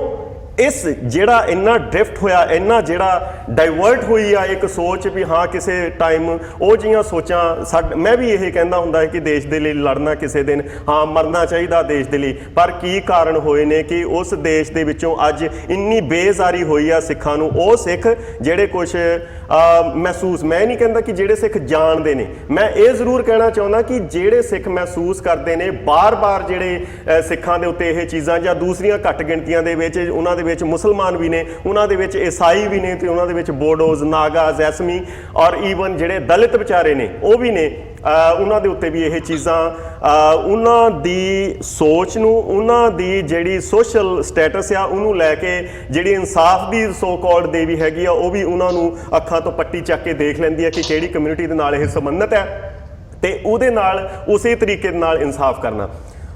ਹੁਣ ਗੱਲ ਕਰਨੀ ਹੈਗੀ ਆ ਇਸ ਕੇਸ ਦੇ ਉੱਤੇ। ਤੁਸੀਂ ਕਿਹਾ ਕਿ 3 ਜੱਜਾਂ ਦਾ ਪੈਨਲ ਸੀ, ਉਹਨਾਂ ਦੇ ਵਿੱਚੋਂ ਜਿਹੜੇ ਪ੍ਰੈਜ਼ਾਈਡਿੰਗ ਜੱਜ ਸੀਗੇ ਉਹ ਸੀਗੇ ਮਿਸਟਰ MB ਸ਼ਾਹ।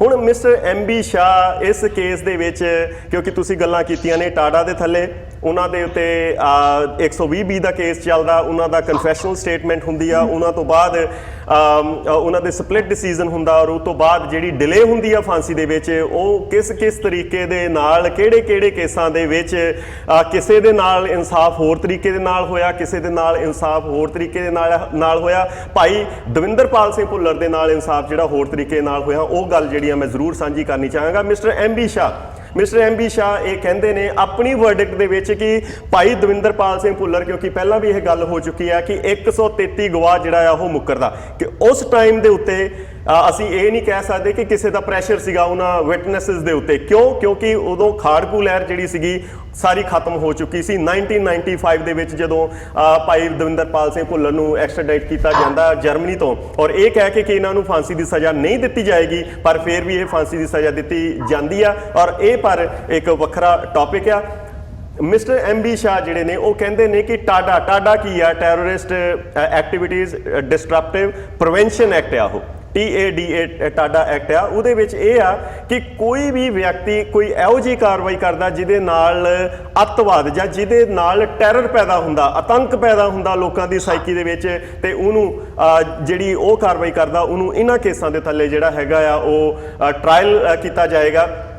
ਮਿਸਟਰ MB ਸ਼ਾਹ ਦਾ ਇਹ ਕਹਿਣਾ ਕਿ ਕਿਉਂਕਿ ਬਿੱਟਾ ਇੱਕ ਕੋਈ ਸਮਾਜਿਕ ਫਿਗਰ ਨਹੀਂ ਆ, ਬਿੱਟਾ ਜਿਹੜਾ ਇੱਕ ਪੋਲੀਟੀਕਲ ਫਿਗਰ ਆ, ਉਹਦੇ ਬਹੁਤ ਸਾਰੇ ਦੋਸਤ ਨੇ, ਉਹਦੇ ਬਹੁਤ ਸਾਰੇ ਦੁਸ਼ਮਣ ਨੇ। ਬਿੱਟੇ ਨੂੰ ਟਾਰਗੇਟ ਕਰਕੇ ਜੇਕਰ ਕੋਈ ਵੀ ਇਹੋ ਜਿਹੀ ਕਾਰਵਾਈ ਹੁੰਦੀ ਆ ਤੇ ਇਹਦਾ ਮਤਲਬ ਇਹ ਨਹੀਂ ਕਿ ਜਿਨ੍ਹਾਂ ਨੇ ਇਹ ਕਾਰਵਾਈ ਕੀਤੀ ਆ ਉਹ ਕਿਸੇ ਵੀ ਤਰੀਕੇ ਦੇ ਨਾਲ ਦਿੱਲੀ ਦੇ ਵਿੱਚ ਜਿਹੜਾ ਹੈਗਾ ਉਹ ਆਤੰਕ ਫੈਲਾਉਣਾ ਚਾਹੁੰਦੇ ਆ, ਉਹ ਟੈਰਰ ਫੈਲਾਉਣਾ ਚਾਹੁੰਦੇ। ਇਹ ਬਿਲਕੁਲ ਉਹਨਾਂ ਨੇ ਇਸ ਗੱਲ ਨੂੰ ਮੁੱਢੋਂ ਹੀ ਨਕਾਰਿਆ ਕਿ ਸੋ ਟਾਡਾ ਦੇ ਉੱਤੇ ਇਹਨਾਂ ਦੇ ਉੱਤੇ ਕੇਸ ਨਹੀਂ ਚੱਲਣਾ ਚਾਹੀਦਾ, ਕਿਉਂਕਿ ਉਹਨਾਂ ਦਾ ਆਬਜੈਕਟਿਵ ਸਿਰਫ ਇੱਕ ਪੋਲੀਟੀਕਲ ਐਂਟੀਟੀ ਨੂੰ ਟਾਰਗੇਟ ਕਰਨਾ ਸੀ, ਨਾ ਕਿ ਪੂਰੇ ਦੇ ਪੂਰੇ ਦਿੱਲੀ ਦੇ ਵਿੱਚ ਜਾਂ ਪੂਰੇ ਦੇ ਪੂਰੇ ਮੁਲਕ ਦੇ ਵਿੱਚ ਕਿਸੇ ਤਰੀਕੇ ਦੇ ਨਾਲ ਇਹੋ ਜਿਹਾ ਟੈਰਰ ਕ੍ਰੀਏਟ ਕਰਨ ਦੀ ਗੱਲ ਕੀਤੀ ਸੀ ਸੋ ਟਾਡਾ ਦੇ ਉੱਤੇ। ਹੁਣ ਉਹਦਾ ਕੇਸ ਦੂਸਰਾ 120B ਦਾ 120B ਦਾ ਇਹ ਗੋਰਿਆਂ ਦਾ ਕੇਸ ਆ, ਜਿਸ ਤਰੀਕੇ ਨਾਲ 295 ਗੋਰਿਆਂ ਦੇ ਟਾਈਮ ਦੇ ਉੱਤੇ 1860 70 ਦੇ ਵਿੱਚ ਇਹ ਸਾਰੇ ਦੇ ਸਾਰੇ ਜੋ ਧਾਰਾਵਾਂ ਸਨ ਗੋਰਿਆਂ ਨੇ ਉਹ ਆਪਣੇ ਕਾਨੂੰਨ ਦੀ ਕਿਤਾਬ ਦੇ ਵਿੱਚ ਜਾਂ ਆਪਣੇ ਕਾਨੂੰਨ ਦੇ ਵਿੱਚ ਇਹ ਲੈ ਕੇ ਆਂਦੀਆਂ ਸਨ, ਔਰ ਉਹੀ ਜਿਹੜੀਆਂ ਧਾਰਾਵਾਂ ਨੇ ਜਿਹੜੇ ਸੋ ਕਾਲਡ ਆਜ਼ਾਦੀ ਤੋਂ ਬਾਅਦ ਭਾਰਤ ਦੇ ਕਾਨੂੰਨ ਨੇ ਆਪਣੇ ਵਿੱਚ ਉਹ ਦਾਖਲ ਕੀਤੀਆਂ ਨੇ। 120B ਦਾ ਕੇਸ ਇਹੋ ਜਿਹਾ ਕੇਸ ਹੈ ਕਿ ਤੁਸੀਂ ਕਨਸਪੀਰੇਸੀ ਕਰਦੇ ਹੋ ਕਿਸੇ ਐਕਟੀਵਿਟੀ ਨੂੰ ਅੰਜਾਮ ਦੇਣ ਦੇ ਲਈ। 120B ਦਾ ਕੇਸ ਮੈਂ ਇੱਕ ਜ਼ਰੂਰ ਤੁਹਾਡੇ ਅੱਗੇ ਗੱਲ ਕਰਨੀ ਚਾਹਾਂਗਾ ਕਿ ਇੱਕ ਕੇਸ ਬੰਬੇ ਹਾਈ ਕੋਰਟ ਦੇ ਵਿੱਚ ਮਿਸਟਰ ਤਪਨ ਉਹਨਾਂ ਦਾ ਨਾਂ ਸੀਗਾ। ਉਸ ਕੇਸ ਦੇ ਵਿੱਚ ਕੀ ਹੁੰਦਾ ਕਿ ਜਿਹੜੀ ਬੰਬੇ ਹਾਈ ਕੋਰਟ ਦੇ ਵਿੱਚ ਉਹਨਾਂ ਦਾ ਕੇਸ ਦੇ ਵਿੱਚ 3 ਬੰਦੇ ਜਿਹੜੇ ਨੇ ਐਗਜ਼ੋਨਰੇਟ ਕੀਤੇ ਜਾਂਦੇ ਨੇ, ਬਾਇਜ਼ਤ ਬਰੀ ਕੀਤੇ ਜਾਂਦੇ ਨੇ, ਚੌਥੇ ਬੰਦੇ ਨੇ ਜਿਹੜਾ ਤਪਨ ਦਾਸ ਜਿਹੜਾ ਹੈਗਾ ਉਹਨੂੰ ਸਜ਼ਾ ਦਿੱਤੀ ਜਾਂਦੀ ਆ। ਉਹ ਕੇਸ ਸੁਪਰੀਮ ਕੋਰਟ ਦੇ ਵਿੱਚ ਜਾਂਦਾ। ਸੁਪਰੀਮ ਕੋਰਟ ਦੇ ਵਿੱਚ ਇਹ ਵਰਡਿਕਟ ਹੈ ਕਿ ਕੋਈ ਵੀ ਬੰਦਾ ਜੇਕਰ 3 ਬੰਦੇ ਜਿਹੜੇ ਨੇ ਉਹ ਰਿਹਾ ਕੀਤੇ ਨੇ, ਉਹ ਬਾਇਜ਼ਤ ਬਰੀ ਕੀਤੇ ਗਏ ਨੇ, ਤੇ ਇਹ ਨਹੀਂ ਹੋ ਸਕਦਾ ਕਿ ਕੋਈ ਵੀ ਬੰਦਾ ਇੱਕ ਬੰਦਾ ਆਪਣੇ ਆਪ ਨਾਲ ਕਨਸਪੀਰੇਸੀ ਕਰ ਸਕੇ, ਆਪਣੇ ਆਪ ਨਾਲ ਸਾਜ਼ਿਸ਼ ਕਰ ਸਕੇ। ਪਲੈਨਿੰਗ ਹੋ ਸਕਦੀ ਆ, ਉਹ ਕੋਈ ਵੀ ਬੰਦਾ ਪਲਾਨ ਕਰ ਸਕਦਾ ਕਿ ਹਾਂ ਮੈਂ ਆਹ ਕਰਨਾ ਚਾਹੁੰਦਾ, ਮੈਂ ਆਹ ਕਰਨਾ ਚਾਹੁੰਦਾ, ਪਰ ਜਦੋਂ ਗੱਲ ਆਉਂਦੀ ਆ ਸਾਜ਼ਿਸ਼ ਦੀ, ਇੱਕ ਬੰਦਾ ਆਪਣੇ ਤੌਰ ਦੇ ਉੱਤੇ ਕੋਈ ਸਾਜ਼ਿਸ਼ ਨਹੀਂ ਰਚ ਸਕਦਾ। ਸਾਜ਼ਿਸ਼ ਰਚਣ ਦੇ ਲਈ ਉਹਨੂੰ ਇੱਕ ਤੋਂ ਵੱਧ ਜਿਹੜੇ ਬੰਦਿਆਂ ਦੀ ਉਹ ਜ਼ਰੂਰਤ ਪੈਂਦੀ ਆ। ਸੋ ਇਹ ਕੇਸ ਉਹਨਾਂ ਨੇ ਉਹਨੂੰ ਤਪਨ ਦਾਸ ਨੂੰ ਵੀ ਜਿਹੜਾ ਸੀਗਾ ਉੱਥੋਂ ਐਗਜ਼ੋਨਰੇਟ ਕੀਤਾ ਸੀਗਾ। ਪਰ ਭਾਈ ਦਵਿੰਦਰਪਾਲ ਸਿੰਘ ਦੇ ਭੁੱਲਰ ਦੇ ਕੇਸ ਦੇ ਵਿੱਚ 120B ਦੇ ਵਿੱਚ ਸਿਰਫ ਤੇ ਸਿਰਫ ਭਾਈ ਦਵਿੰਦਰਪਾਲ ਸਿੰਘ ਭੁੱਲਰ ਨੂੰ ਸਜ਼ਾ ਹੁੰਦੀ, ਕਿਉਂਕਿ 3 ਜਿਹੜੇ ਦੂਸਰੇ ਉਹਨਾਂ ਦੇ ਵਿੱਚ ਮੁਲੱਬਸ ਕੀਤੇ ਗਏ ਸਨ, ਦੋਸ਼ੀ ਆਇਦ ਕੀਤੇ ਗਏ ਸਨ, ਉਹਨਾਂ ਦੇ ਵਿੱਚ ਭਾਈ ਹਰਨੇਕ ਸਿੰਘ ਭੱਪ, ਉਹਨਾਂ ਦੇ ਵਿੱਚ ਦਵਿੰਦਰ ਆਪਣਾ ਲਾਹੌਰੀਆ ਸਾਹਿਬ, ਔਰ ਤੀਸਰੇ ਮੇਰਾ ਖਿਆਲ ਨਵਦੀਪ ਸਿੰਘ ਕਾਦੀਆਂ, ਉਹਨਾਂ ਦਾ ਜਿਹੜਾ ਸੀਗਾ ਉਹ ਐਗਜ਼ੋਨਰੇਟ ਹੋਏ ਸੀ ਉਸ ਕੇਸ ਦੇ ਵਿੱਚੋਂ। ਔਰ ਉਸ ਚੀਜ਼ ਨੂੰ ਲੈ ਕੇ ਵੀ ਉਹਨਾਂ ਦਾ ਇਹ ਕਹਿਣਾ ਕਿ ਕਿਉਂਕਿ ਇੱਕ ਬੰਦਾ ਆਪਣੇ ਆਪ ਨਾਲ ਸਾਜ਼ਿਸ਼ ਨਹੀਂ ਰਚ ਸਕਦਾ, ਜਿਹੜਾ ਭਾਈ ਦਵਿੰਦਰਪਾਲ ਸਿੰਘ ਭੁੱਲਰ ਨੂੰ ਸਜ਼ਾਏ ਮੌਤ ਜਿਹੜੀ 302 ਦੇ ਥੱਲੇ ਨਹੀਂ ਹੁੰਦੀ, ਉਹਨਾਂ ਨੂੰ ਕਨਸਪੀਰੇਸੀ ਦੇ ਥੱਲੇ ਜਿਹੜੀ ਹੈਗੀ ਆ ਸਜ਼ਾਏ ਮੌਤ ਜਿਹੜੀ ਹੈਗੀ ਆ ਉਹ ਦਿੱਤੀ ਜਾਂਦੀ ਆ, ਜਿਹੜੀ ਕਿ ਕਿਸੇ ਵੀ ਤਰੀਕੇ ਨਾਲ, ਕਿਉਂਕਿ ਇਹਨਾਂ ਦੀ ਸੁਪਰੀਮ ਕੋਰਟ ਦਾ ਇਹ ਵਰਡਿਕਟ ਆ, ਇਹਨਾਂ ਦੀ ਸੁਪਰੀਮ ਕੋਰਟ ਦਾ ਇਹ ਫੈਸਲਾ ਹੈ ਪਹਿਲਾਂ ਆ ਚੁੱਕਾ, ਜਿਨ੍ਹਾਂ ਨੂੰ ਆਧਾਰ ਬਣਾ ਕੇ ਜਿਹੜੇ ਦੂਸਰੇ ਕੇਸਸ ਨੇ ਉਹ ਲੜੇ ਜਾਂਦੇ ਨੇ। ਜਦੋਂ ਇੱਕ ਕੇਸ ਦੀ ਜਦੋਂ ਰਿਡਰੈਸ ਕੀਤਾ ਜਾਂਦਾ ਇਸ ਬਿਨਾ ਦੇ ਉੱਤੇ, ਤੇ ਉਸ ਤੋਂ ਬਾਅਦ ਜਿਹੜੇ ਕੇਸ ਦੂਸਰੇ ਇਸੇ ਤਰੀਕੇ ਦੇ ਆਉਂਦੇ ਨੇ, ਉਹ ਜਿਹੜੀਆਂ ਕੋਰਟਸ ਨੇ ਉਹਨਾਂ ਦਾ ਕੌਗਨੀਜੈਂਸ ਲੈ ਕੇ, ਉਹਨਾਂ ਦਾ ਹਵਾਲਾ ਲੈ ਕੇ ਜਿਹੜੇ ਇਹੋ ਜਿਹੇ ਕੇਸ ਨੇ ਉਹ ਖਾਰਜ ਕਰ ਦਿੱਤੇ ਜਾਂਦੇ ਨੇ। ਤੀਸਰੀ ਗੱਲ ਆਉਂਦੀ ਹੈਗੀ ਆ ਕਨਫੈਸ਼ਨਲ ਸਟੇਟਮੈਂਟ ਦੀ। ਹੁਣ ਕਨਫੈਸ਼ਨਲ ਸਟੇਟਮੈਂਟ ਦੀ ਵੀ ਮੈਂ ਗੱਲ ਤੁਹਾਡੇ ਅੱਗੇ ਕੁਝ ਇੱਕ ਕੇਸਾਂ ਦੇ ਆਧਾਰ ਦੇ ਉੱਤੇ ਇਹ ਕਰਨੀ ਚਾਹਾਂਗਾ।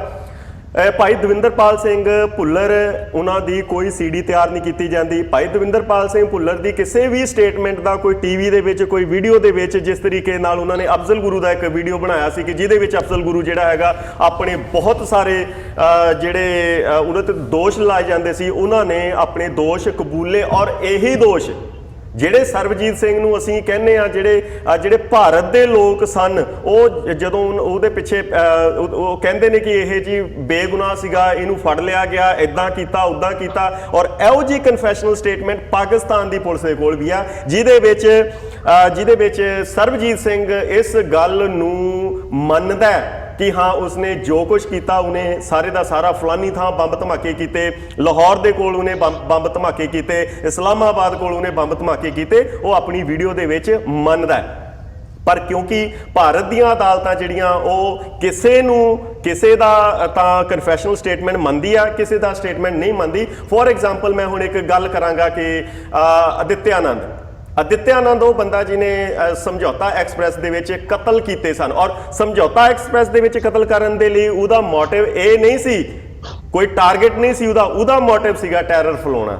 ਉਹਦਾ ਮੋਟਿਵ ਸੀਗਾ ਕਿ ਇੱਕ ਖਾਸ ਭਾਈਚਾਰੇ ਨੂੰ ਟਾਰਗੇਟ ਕੀਤਾ ਜਾਵੇ, ਮੁਸਲਮਾਨ ਭਾਈਚਾਰੇ ਨੂੰ ਟਾਰਗੇਟ ਕੀਤਾ ਜਾਵੇ, ਪਹਿਲਾਂ ਬੰਬ ਦੇ ਨਾਲ ਗੱਡੀ ਉਡਾਈ ਜਾਵੇ, ਉਹ ਤੋਂ ਬਾਅਦ ਜਿਹੜਾ ਉਹਦਾ ਸਾਰੇ ਦਾ ਸਾਰਾ ਦੋਸ਼ ਆ ਉਹ ਮੁਸਲਮਾਨਾਂ ਦੇ ਉੱਤੇ ਸਿਰ ਦੇ ਉੱਤੇ ਮੜਿਆ ਜਾਵੇ। ਔਰ ਇਹ ਚੀਜ਼ਾਂ ਹੋਈਆਂ ਜਦੋਂ ਸਮਝੌਤਾ ਐਕਸਪ੍ਰੈਸ ਉੱਤੇ ਬੰਬ ਬਲਾਸਟ ਹੁੰਦਾ ਤੇ ਜਿਹੜੇ ਬੰਦੇ ਫੜੇ ਜਾਂਦੇ ਨੇ ਉਹ ਤੋਂ ਬਾਅਦ ਉਹ ਮੁਸਲਮਾਨ ਫੜੇ ਜਾਂਦੇ ਨੇ। ਜਿਸ ਦਿਨ ਉਹ ਮੁਸਲਮਾਨ ਫੜੇ ਜਾਂਦੇ ਨੇ ਪੂਰੇ ਦਾ ਪੂਰਾ ਟੀਵੀ ਦੇ ਉੱਤੇ ਜਿਹੜੀ ਇਸ ਨਿਊਜ਼ ਦੀ ਅੱਤ ਫੈਲਾਈ ਜਾਂਦੀ ਆ, ਇਹ ਟੈਰਰ ਫੈਲਾਇਆ ਜਾਂਦਾ ਇੱਕ ਤਰ੍ਹਾਂ ਦੇ ਨਾਲ ਕਿ ਹਾਂ ਮੁਸਲਮਾਨ ਜਿਹੜੇ ਨੇ ਉਹ ਫੜੇ ਗਏ ਨੇ। ਸਮਝੌਤਾ ਐਕਸਪ੍ਰੈਸ, ਮੈਂ ਦਰਸ਼ਕਾਂ ਨੂੰ ਇਹ ਵੀ ਦੱਸਣਾ ਚਾਹੁੰਦਾ, ਸਮਝੌਤਾ ਐਕਸਪ੍ਰੈਸ ਕੋਈ ਇੰਡੀਅਨ ਗੱਡੀ ਨਹੀਂ ਸੀ, ਭਾਰਤ ਦੀਆਂ ਹੱਦਾਂ ਦੇ ਵਿੱਚ ਚੱਲਦੀ ਉਹ ਗੱਡੀ ਸੀ ਜਿਹੜਾ ਕਿ ਇੱਕ ਸਦਭਾਵਨਾ ਲਈ ਪਾਕਿਸਤਾਨ ਤੇ ਭਾਰਤ ਦੇ ਵਿੱਚ ਚੱਲਦੀ ਸੀ ਕਿ ਜਿਹੜੇ ਪਾਕਿਸਤਾਨ ਦੇ ਲੋਕ ਜਿਹੜੇ ਮੁਸਲਮਾਨ ਨੇ ਤਾਂ ਕਿ ਆਪਣੇ ਜਿਹੜੇ ਭਾਰਤ ਵਸਦੇ ਉਹਨਾਂ ਦੇ ਸ਼ਹਿਰੀ ਨੇ, ਉਹਨਾਂ ਦੇ ਦੋਸਤ ਮਿੱਤਰ, ਉਹਨਾਂ ਦੇ ਰਿਸ਼ਤੇਦਾਰ ਨੇ, ਉਹਨਾਂ ਦੇ ਨਾਲ ਜਿਹੜੀ ਇੱਕ ਸਦਭਾਵਨਾਮਾ ਜ਼ਾਹਰ ਕਰ ਸਕਦੇ। ਹੁਣ ਅਸੀਮਾ ਆਨੰਦ ਇਹ ਗੱਲ ਨੂੰ ਕਨਫੈਸ਼ਨਲ ਸਟੇਟਮੈਂਟ, ਔਰ ਉਹਨਾਂ ਦੀ ਤੁਸੀਂ ਕੋਈ ਵੀ ਬੰਦਾ ਜਾਓ ਤੇ ਤੁਸੀਂ ਗੂਗਲ ਕਰੋ ਔਰ ਇਹ ਟੀਵੀ ਤਹਿਲਕਾ ਟੀਵੀ ਦੇ ਉੱਤੇ ਇਹ ਜਿਹੜੀ ਕਨਫੈਸ਼ਨਲ ਸਟੇਟਮੈਂਟ ਸੀਗੀ ਹੂਬਹੂ ਉਹਦੀ ਆਪਣੀ ਲਿਖਾਈ ਦੇ ਵਿੱਚ, ਉਹਦੇ ਆਪਣੇ ਸਿਗਨੇਚਰਸ ਦੇ ਵਿੱਚ, ਕਿਸੇ ਨੇ ਉਹਨੂੰ ਟਾਰਚਰ ਨਹੀਂ ਕੀਤਾ, ਉਹਨੇ ਸਾਰਾ ਕੁਝ ਆਪਣੇ ਆਪ ਬਿਆਨ ਕੀਤਾ। ਅਸੀਮਾ ਆਨੰਦ ਦੀ ਕਨਫੈਸ਼ਨਲ ਸਟੇਟਮੈਂਟ ਤੋਂ ਬਾਅਦ ਅੱਜ ਅਸੀਮਾ ਆਨੰਦ ਜਿਹੜਾ ਹੈਗਾ ਉਹ ਬਾਇੱਜ਼ਤ ਬਾਹਰ ਤੁਰਿਆ ਫਿਰਦਾ। ਇਹ ਗੱਲ ਹੈਗੀ ਆ ਕਿ ਕਨਫੈਸ਼ਨਲ ਸਟੇਟਮੈਂਟ ਦੇ ਉੱਤੇ ਹੁਣ ਆਉਂਦੀ ਆ ਸਪਲਿਟ ਡਿਸੀਜਨ ਦੀ ਜਿਹੜੀ ਗੱਲ ਭਾਈ ਦਵਿੰਦਰਪਾਲ ਸਿੰਘ ਭੁੱਲਰ ਦੇ ਕੇਸ ਦੇ ਵਿੱਚ। ਬਹੁਤ ਸਾਰੇ ਇਹੋ ਜਿਹੇ ਕੇਸਿਸ ਨੇ।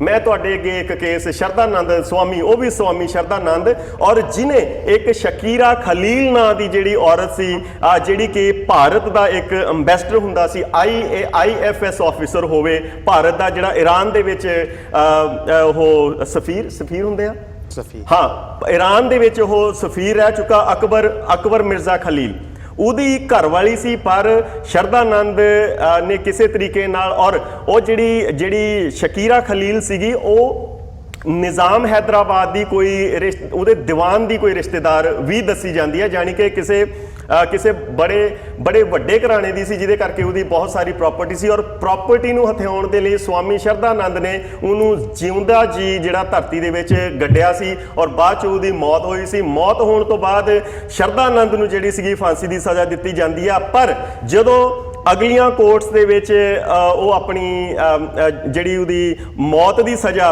ਉਹਨੂੰ ਅੱਗੇ ਕਨਫਰੰਟ ਕਰਦਾ, ਉਹਨੂੰ ਟ੍ਰਾਇਲ ਤੇ ਲੈ ਕੇ ਜਾਂਦਾ ਤੇ ਉਸ ਤੋਂ ਬਾਅਦ ਇੱਕ ਸਪਲਿਟ ਡਿਸੀਜਨ ਹੁੰਦਾ। ਸਪਲਿਟ ਡਿਸੀਜਨ ਤੋਂ ਬਾਅਦ ਜਿਹੜਾ ਮੇਨ ਜੱਜ ਸੀ ਉਹ ਇਹ ਕਹਿ ਰਿਹਾ ਕਿ ਫਾਂਸੀ ਦੀ ਸਜ਼ਾ ਜਿਹੜੀ ਹੈਗੀ ਆ ਅਪਹੋਲਡ ਹੋਣੀ ਚਾਹੀਦੀ ਆ, ਉਸੇ ਤਰੀਕੇ ਨਾਲ ਹੋਣੀ ਚਾਹੀਦੀ ਆ। ਪਰ ਜਿਹੜਾ ਨਾਲ ਦਾ ਵਕੀਲ, ਜਿਹੜਾ ਨਾਲ ਦਾ ਜੱਜ ਸੀ, ਉਹਨੇ ਇਹ ਕਿਹਾ ਕਿ ਇਹ ਸਜ਼ਾ ਜਿਹੜੀ ਆ ਉਹ ਨਹੀਂ ਹੋਣੀ ਚਾਹੀਦੀ। ਸੋ ਉਸ ਸਪਲਿਟ ਡਿਸੀਜਨ ਕਰਕੇ ਜਿਹੜਾ ਹੈਗਾ ਸ਼ਰਧਾਨੰਦ ਦੀ ਜਿਹੜੀ ਆ ਫਾਂਸੀ ਉਹ ਉਮਰ ਕੈਦ ਦੇ ਵਿੱਚ ਤਬਦੀਲ ਕੀਤੀ ਜਾਂਦੀ ਹੈ। ਸੋ ਇਹ ਗੱਲ ਹੁਣ ਅਖੀਰਲੀ ਗੱਲ ਇਹ ਆਉਂਦੀ ਆ ਕਿ ਭਾਰਤ ਦੇ ਵਿੱਚ ਬਹੁਤ ਸਾਰੇ ਇਹੋ ਜਿਹੇ ਕੇਸਿਸ ਨੇ ਜਿਨ੍ਹਾਂ ਨੂੰ ਕਿਉਂਕਿ ਐਗਜ਼ੀਕਿਊਸ਼ਨ ਦੇ ਵਿੱਚ ਡਿਲੇ ਹੋਈ ਸੀ 2 ਸਾਲ ਤੋਂ ਉੱਤੇ, ਐਗਜ਼ੀਕਿਊਸ਼ਨ ਦੇ ਵਿੱਚ ਡਿਲੇ ਹੋਣ ਦੇ ਕਰਕੇ ਉਹਨਾਂ ਦੀ ਜਿਹੜੀ ਫਾਂਸੀ ਦੀ ਸਜ਼ਾ ਸੀ ਉਹ ਜਿਹੜੀ ਆ ਕਮਿਊਟ ਕਰਕੇ ਉਮਰ ਕੈਦ ਦੀ ਸਜ਼ਾ ਦੇ ਵਿੱਚ ਕੀਤੀ ਗਈ। ਉਹਨਾਂ ਦੇ ਵਿੱਚ ਕੁਝ ਇੱਕ ਕੇਸਿਸ ਗੁਰਬਖਸ਼ ਸਿੰਘ ਵਰਸਸ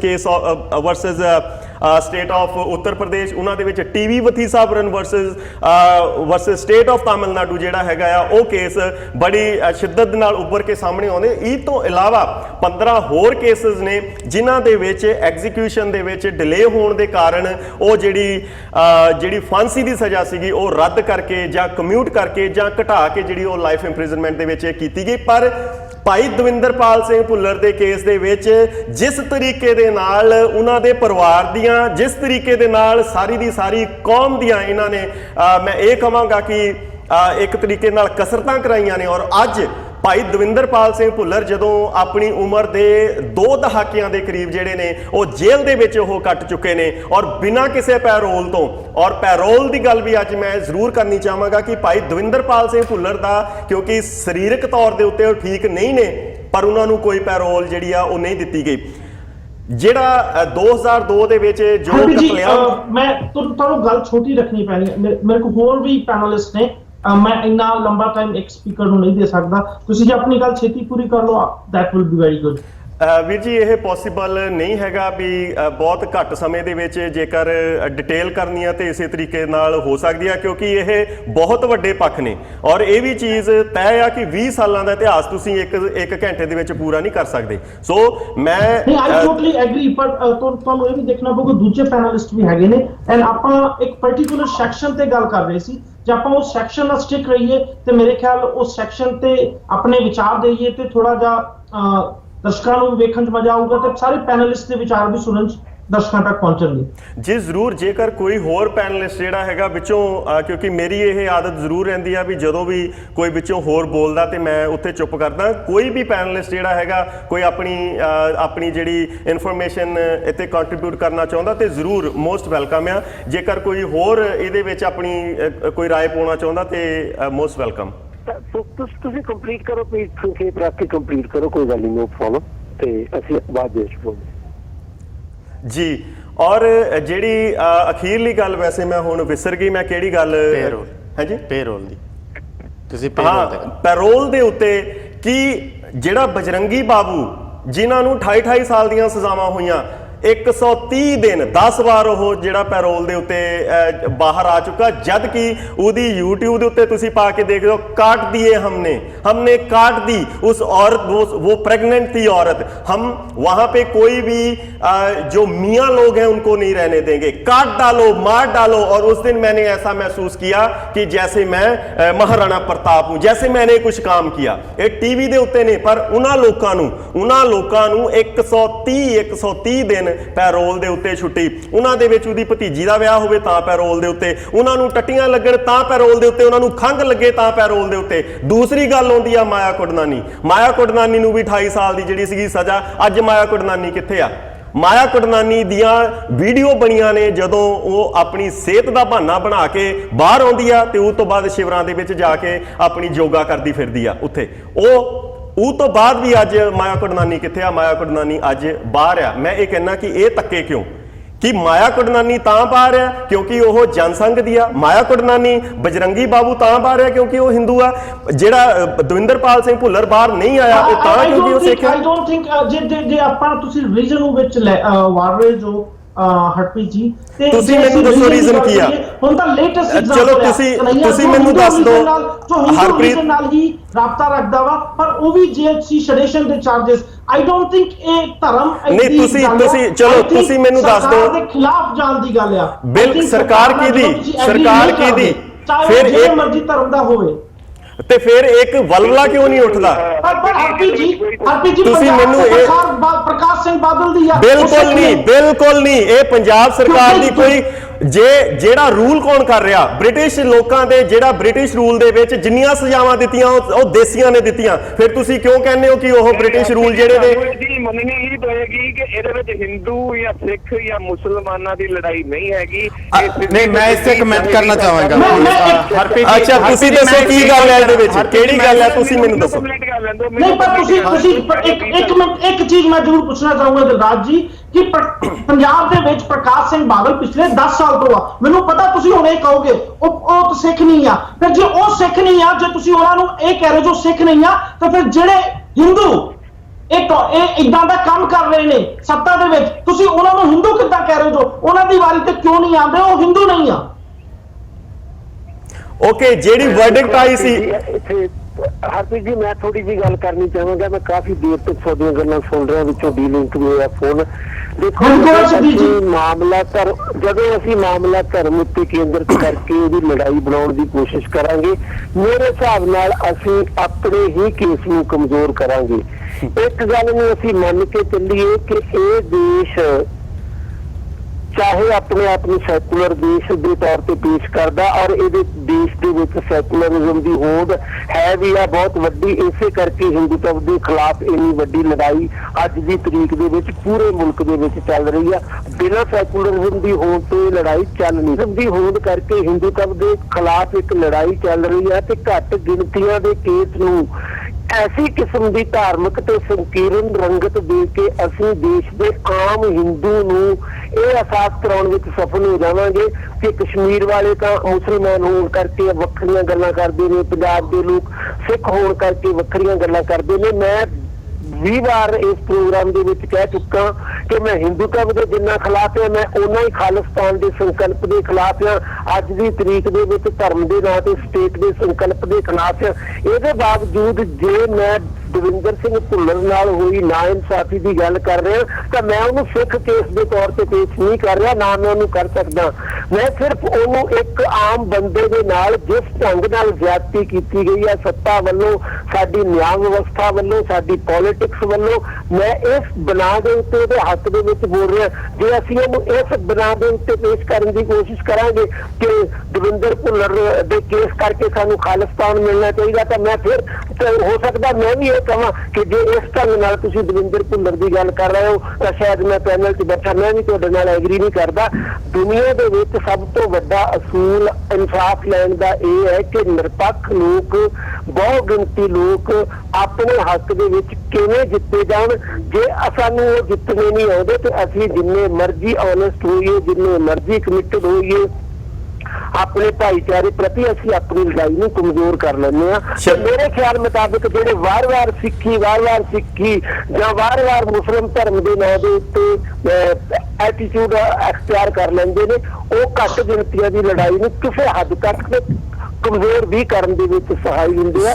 ਸਾਨੂੰ ਆਪਣੀ ਘੱਟ ਗਿਣਤੀਆਂ ਦੀ ਲੜਾਈ ਨੂੰ ਇਸ ਨਜ਼ਰੀਏ ਤੋਂ ਲੜਨਾ ਚਾਹੀਦਾ। ਸ਼ਬਦੀਪ ਜੀ, ਇੱਕ ਸਵਾਲ ਮੇਰਾ ਤੁਹਾਨੂੰ ਆ, ਤੁਸੀਂ ਕਹਿੰਦੇ ਹੋ ਕਿ ਇਸ ਤਰੀਕੇ ਦੇ ਨਾਲ ਕੋਈ ਗੱਲਬਾਤ ਨਹੀਂ ਹੋਈ ਤੇ ਮੈਂ ਤੁਹਾਨੂੰ ਅਫਜ਼ਲ ਗੁਰੂ ਦੇ ਕੇਸ ਦੇ ਵਿੱਚ ਜਿਹੜੀ ਜੱਜ ਦੀ ਇਹ ਵਰਡਿਕਟ ਆ, ਮੈਂ ਇਹ ਪੁੱਛਣਾ ਚਾਹੁੰਦਾ ਕਿ ਜਿਹੜੀ ਨੈਸ਼ਨਲ ਕੰਸ਼ੈਂਸ ਫੇ ਕਿਹੜੀ ਆ ਜਿਹਦੀ ਗੱਲ ਉਹ ਕਰਦਾ ਆ, ਜੱਜ ਇਹ ਕਹਿ ਰਿਹਾ ਆਪਣੀ ਵਰਡਿਕਟ ਦੇ ਵਿੱਚ ਕਿ ਡਾਇਰੈਕਟ ਇਨਵੋਲਵਮੈਂਟ ਜਿਹੜੀ ਹੈਗੀ ਆ ਉਹਦੀ ਪ੍ਰੂਵ ਨਹੀਂ ਹੋਈ ਅਫਜ਼ਲ ਗੁਰੂ ਦੀ, ਬਟ ਜਿਹੜਾ ਆਪਣੀ ਨੈਸ਼ਨਲ ਕੰਸ਼ੈਂਸ ਨੂੰ ਮੁੱਖ ਰੱਖ ਕੇ we have to give some capital punishment to someone just to satisfy the ਇੱਕ ਮਿੰਟ just to satisfy ਮੈਂ ਜਵਾਬ ਦੇਣਾ ਚਾਹੂੰਗਾ ਤੁਹਾਡੀ ਗੱਲ ਦਾ। ਮੈਂ ਜਵਾਬ ਦੇਣਾ ਚਾਹੂੰਗਾ ਕਿ ਇਹੀ ਇੱਕ ਰੀਜ਼ਨ ਸੀ ਜੋ ਤੁਸੀਂ ਕਹਿ ਰਹੇ ਹੋ ਜਿਹਦੇ ਕਾਰਨ ਅਫਜ਼ਲ ਗੁਰੂ ਨੂੰ ਫਾਂਸੀ ਹੋਈ।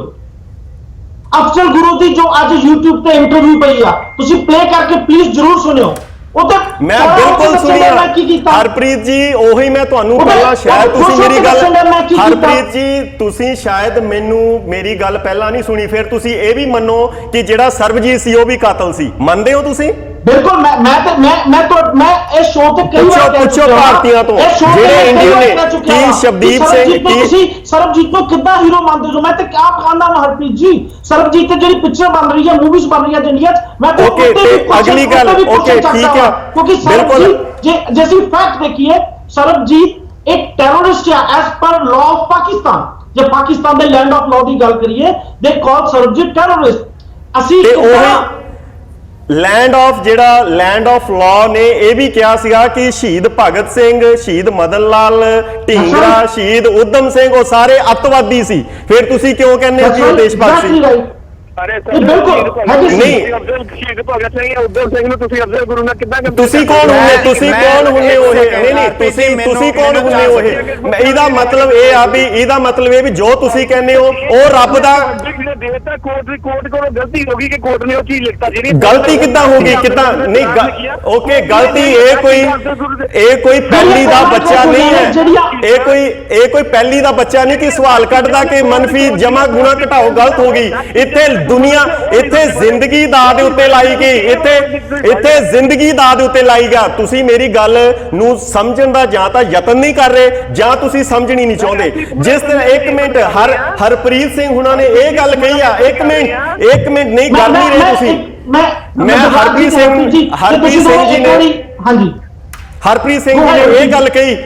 ਸਿੰਘ ਜੀ ਨੇ ਇਹ ਗੱਲ ਕਹੀ ਕਿ ਹਾਂ ਉਹ ਜਿਹੜਾ ਸਰਬਜੀਤ ਆ ਉਹ ਅੱਤਵਾਦੀ ਆ ਪਾਕਿਸਤਾਨ ਦੇ ਕਾਨੂੰਨ ਮੁਤਾਬਕ।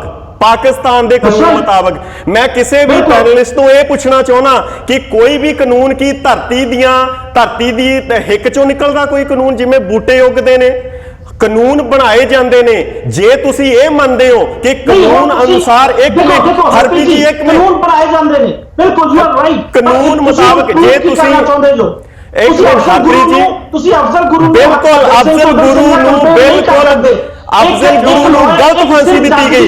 ਹਰਪ੍ਰੀਤ ਜੀ ਕਿਉਂ ਗਲਤ ਫਾਂਸੀ ਦਿੱਤੀ ਗਈ? ਕਿਉਂ? ਇੱਕ ਸਟੇਟਮੈਂਟ ਤੇ ਜੱਜ ਦੀ ਸਿਰਫ ਇੱਕ ਸਟੇਟਮੈਂਟ ਤੇ ਤੁਸੀਂ ਅਫਜ਼ਲ ਗੁਰੂ ਨੂੰ ਹੀਰੋ ਨਹੀਂ ਬਣਾ ਸਕਦੇ।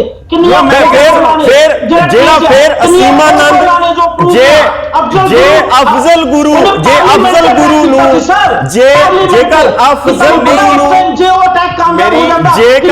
ਹਰਪ੍ਰੀਤ ਜੀ ਜੇਕਰ ਅਫਜ਼ਲ ਗੁਰੂ ਨੂੰ ਤੁਸੀਂ ਫਾਂਸੀ ਲਾਉਂਦੇ ਹੋ, ਸਿਕਿਉਰਿਟੀ ਆਫੀਸਰ ਦਾ ਕਤਲ ਹੁੰਦਾ, ਤੁਸੀਂ ਉਦਮ ਸਿੰਘ ਭਗਤ ਸਿੰਘ ਦਾ ਕੰਪੈਰੀਜ਼ਨ ਅਫਜ਼ਲ ਗੁਰੂ ਨਾਲ ਨਹੀਂ ਕਰ ਸਕਦੇ।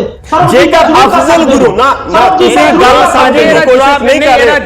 ਅਫਜ਼ਲ ਗੁਰੂ ਨੂੰ ਜਿਹੜੀ ਫਾਂਸੀ ਜੇਕਰ ਉਹਨੂੰ ਅਫਜ਼ਲ ਗੁਰੂ ਨੂੰ ਉਹਦੀ ਕਨਫੈਸ਼ਨਲ ਸਟੇਟਮੈਂਟ ਕਰਕੇ ਫਾਂਸੀ ਦਿੱਤੀ ਗਈ ਤੇ ਅਸੀਮਾਨੰਦ ਨੂੰ ਕਿਉਂ ਨਹੀਂ ਦਿੱਤੀ ਗਈ? ਮੇਰਾ ਸਵਾਲ ਤੁਹਾਡੇ ਅੱਗੇ ਆ ਕਿ ਅਸੀਮਾਨੰਦ ਅੱਜ ਬਾਹਰ ਕਿਉਂ ਤੁਰਿਆ ਫਿਰਦਾ? ਨਹੀਂ ਦਿੱਤੀ ਗਈ ਹਰਪ੍ਰੀਤ ਜੀ, ਤੁਸੀਂ ਪੂਰਾ ਵਰਡਿਕਟ ਦਾ ਮਤਲਬ ਨਹੀਂ ਪੜਿਆ। ਕਿਹਨੂੰ ਨਹੀਂ ਦਿੱਤੀ ਫਾਂਸੀ? ਨਹੀਂ ਦਿਲਰਾਜ ਜੀ, ਤੁਸੀਂ ਹਰਪ੍ਰੀਤ ਜੀ ਤੁਸੀਂ ਕੀ ਕਰ ਰਹੇ ਹੋ? ਤੁਸੀਂ ਇੱਕ ਉਸ ਪੁਆਇੰਟ ਨੂੰ ਹਾਈਲਾਈਟ ਕਰ ਰਹੇ ਹੋ ਜੋ ਤੁਹਾਨੂੰ ਚੰਗਾ ਲੱਗਿਆ।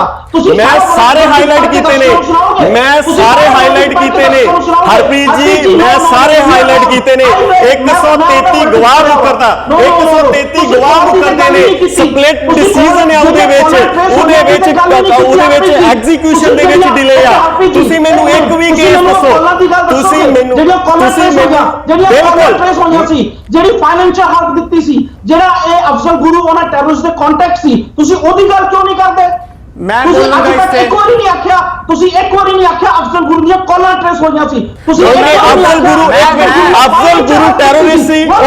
ਓਕੇ ਚਲੋ ਮੰਨ ਲਓ ਇਹ ਵੀ ਦੱਸਣਾ ਚਾਹੁੰਦਾ ਵਾਂ ਅਫਜ਼ਲ ਗੁਰੂ ਕੌਣ ਸੀ। ਅਫਜ਼ਲ ਗੁਰੂ ਇੱਕ ਟੈਰਰਿਸਟ ਸੀ, ਪਾਕਿਸਤਾਨ ਟ੍ਰੇਨਿੰਗ ਲੈ ਕੇ ਆਇਆ ਸੀ, ਉਸ ਤੋਂ ਬਾਅਦ ਉਹਨੇ ਆਤਮ ਸਮਰਪਣ ਕੀਤਾ ਸੀ। ਤੁਸੀਂ ਇਹ ਗੱਲ ਤੇ ਕਦੀ ਨਹੀਂ ਆਖੀ।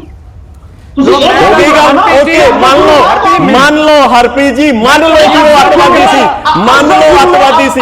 ਸਰ ਇੱਕ ਮਿੰਟ ਓਕੇ ਹਰਪ੍ਰੀਤ ਜੀ ਤੁਸੀਂ ਕੀਤਾ ਸੀ, ਕੀਤਾ ਚਲੋ ਓਕੇ ਚਲੋ ਅਫਜ਼ਲ ਗੁਰੂ ਅੱਤਵਾਦੀ ਸੀ, ਮੈਂ ਤੁਹਾਡੀ ਗੱਲ ਮੰਨਦਾ। ਮੈਂ ਹਰਪ੍ਰੀਤ ਜੀ ਮੈਂ ਤੁਹਾਡੀ ਗੱਲ ਮੰਨਦਾ। ਅਫਜ਼ਲ ਗੁਰੂ ਅੱਤਵਾਦੀ ਸੀ। ਮੈਂ ਤੁਹਾਨੂੰ ਤੁਸੀਂ ਅਜ਼ਮਤ ਕਸਾਬ ਨੂੰ ਵੀ ਤੁਸੀਂ ਹੀਰੋ ਬਣਾ ਦੇਣਾ ਕੁਛ ਵੀ ਉਹ ਤੁਹਾਡੀ ਸੋਚ ਆ, ਉਹ ਤੁਸੀਂ ਸੋਚਣਾ ਤੁਸੀਂ ਕੀ ਗੱਲ ਕਰਨੀ ਚਾਹੁੰਦੇ ਹੋ। ਮੈਂ ਹੁਣ ਇਹਨਾਂ ਦਾ ਜਵਾਬ ਹੀ ਦੇਣਾ ਚਾਹੁੰਦਾ। ਮੰਨ ਲਓ ਕਿ ਅਫਜ਼ਲ ਗੁਰੂ ਅੱਤਵਾਦੀ ਸੀ, ਮੰਨ ਲਓ ਭੁੱਲਰ ਅੱਤਵਾਦੀ ਸੀ ਕਨਫੈਸ਼ਨਲ ਸਟੇਟਮੈਂਟ ਦੇ ਉੱਤੇ, ਮੰਨ ਲਓ ਮੈਂ ਤੁਸੀਂ ਮੰਨੋ ਬਿਲਕੁਲ ਮੰਨੋ ਤੁਸੀਂ, ਕਿਉਂਕਿ ਤੁਸੀਂ ਇਹੀ ਕੁਝ ਮੰਨਣ ਨੂੰ ਉੱਥੇ ਬੈਠੇ ਹੋ। ਮੈਂ ਕਹਿੰਦਾ ਕਿ ਅਫਜ਼ਲ ਗੁਰੂ ਜੇ ਅੱਤਵਾਦੀ ਹੈ ਤਾਂ ਫਿਰ ਅਸੀਮਾਨੰਦ ਅੱਤਵਾਦੀ ਕਿਉਂ ਨਹੀਂ? ਮੈਂ ਕਹਿੰਦਾ ਜੇ ਓਕੇ ਅਸੀਮਾਨੰਦ ਕੀ ਅਸੀਮਾਨੰਦ ਕੀ ਸਵਾਮੀ ਵੀਰ ਜੀ ਕੀ ਓਕੇ ਮੈਂ ਤੁਹਾਨੂੰ ਇਹ ਸਵਾਲ ਪੁੱਛਣਾ ਚਾਹੁੰਦਾ ਹਾਂ ਕਿ ਬਿਲਕੁਲ ਤੁਸੀਂ ਅਟੈਕ ਹੋਇਆ ਸੀ ਕਿ ਉਹ ਹੀਰੋ ਆ ਜਿਹਨੇ ਕੈਨੇਡਾ ਦੀ ਪਾਰਲੀਮੈਂਟ ਅਟੈਕ ਕੀਤਾ ਸੀ ਕਿ ਟੈਰਰਿਸਟ ਆ? ਮਾਰਿਆ ਨਾ, ਉੱਥੇ ਮਾਰ ਦਿੱਤਾ ਉਹ। ਤੇ ਕੈਨੇਡਾ ਦੇ ਨਾਲ ਤੁਸੀਂ ਕੰਪੇਅਰ ਨਹੀਂ ਕਰ ਸਕਦੇ, ਤੁਸੀਂ ਚੌਕ ਨੂੰ ਚੀਜ਼ ਨਾਲ ਕੰਪੇਅਰ ਨਹੀਂ ਕਰ ਸਕਦੇ। ਮੈਂ ਇਹ ਕਹਿੰਦਾ ਨਹੀਂ ਬਿਲਕੁਲ ਨਹੀਂ ਕਿਸੇ ਵੀ ਤਰੀਕੇ ਦੇ ਨਾਲ ਕੈਨੇਡੀਅਨ ਜੁਡੀਸ਼ਰੀ ਜਿਹੜੀ ਹੈਗੀ ਆ ਉਹ ਇੰਡੀਅਨ ਜੁਡੀਸ਼ਰੀ ਨਾਲ ਤੁਸੀਂ ਕੰਪੈਰੀਜ਼ਨ ਨਹੀਂ ਕਰ ਸਕਦੇ, ਕਿਉਂਕਿ ਮਿੱਟੀ ਆ, ਸੋਨਾ ਆ। ਤੁਸੀਂ ਕਿੰਨੇ ਕੇਸ ਮੈਂ ਤੁਹਾਨੂੰ ਬਿਲਕੁਲ ਨਹੀਂ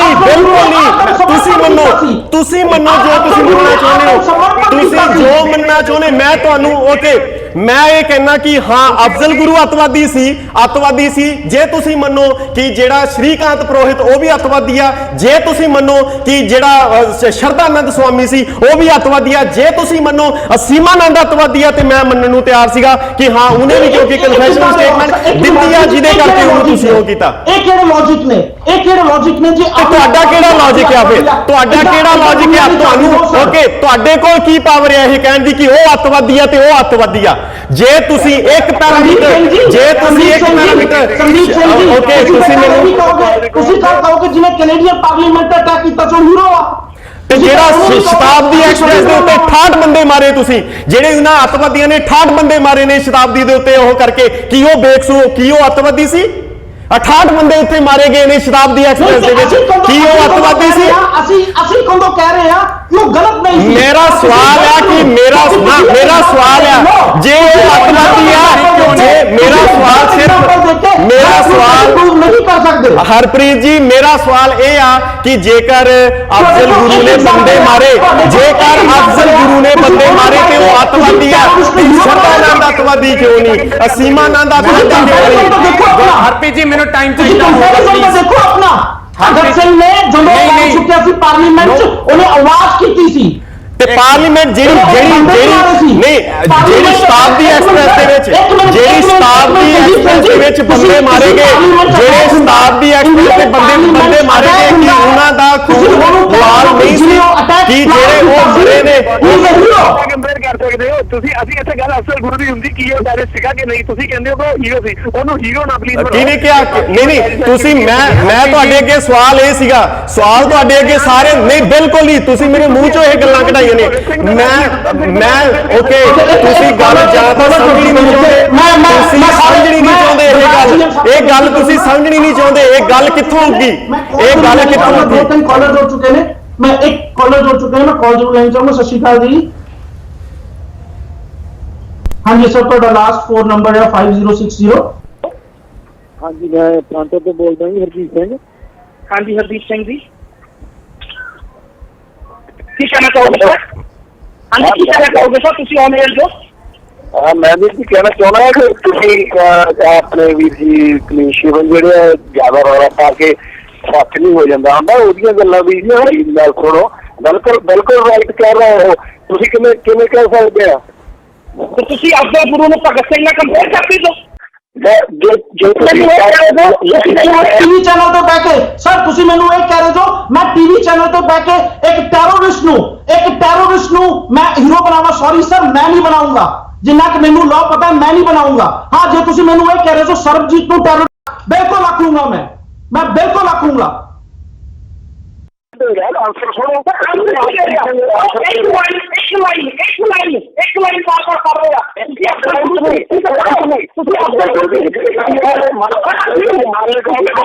ਪੜੋ। ਨੋ, ਮੈਂ ਸਰ ਅਫਜ਼ਲ ਗੁਰੂ ਦੀ ਹਿਸਟਰੀ ਪੜੋ ਤੁਸੀਂ।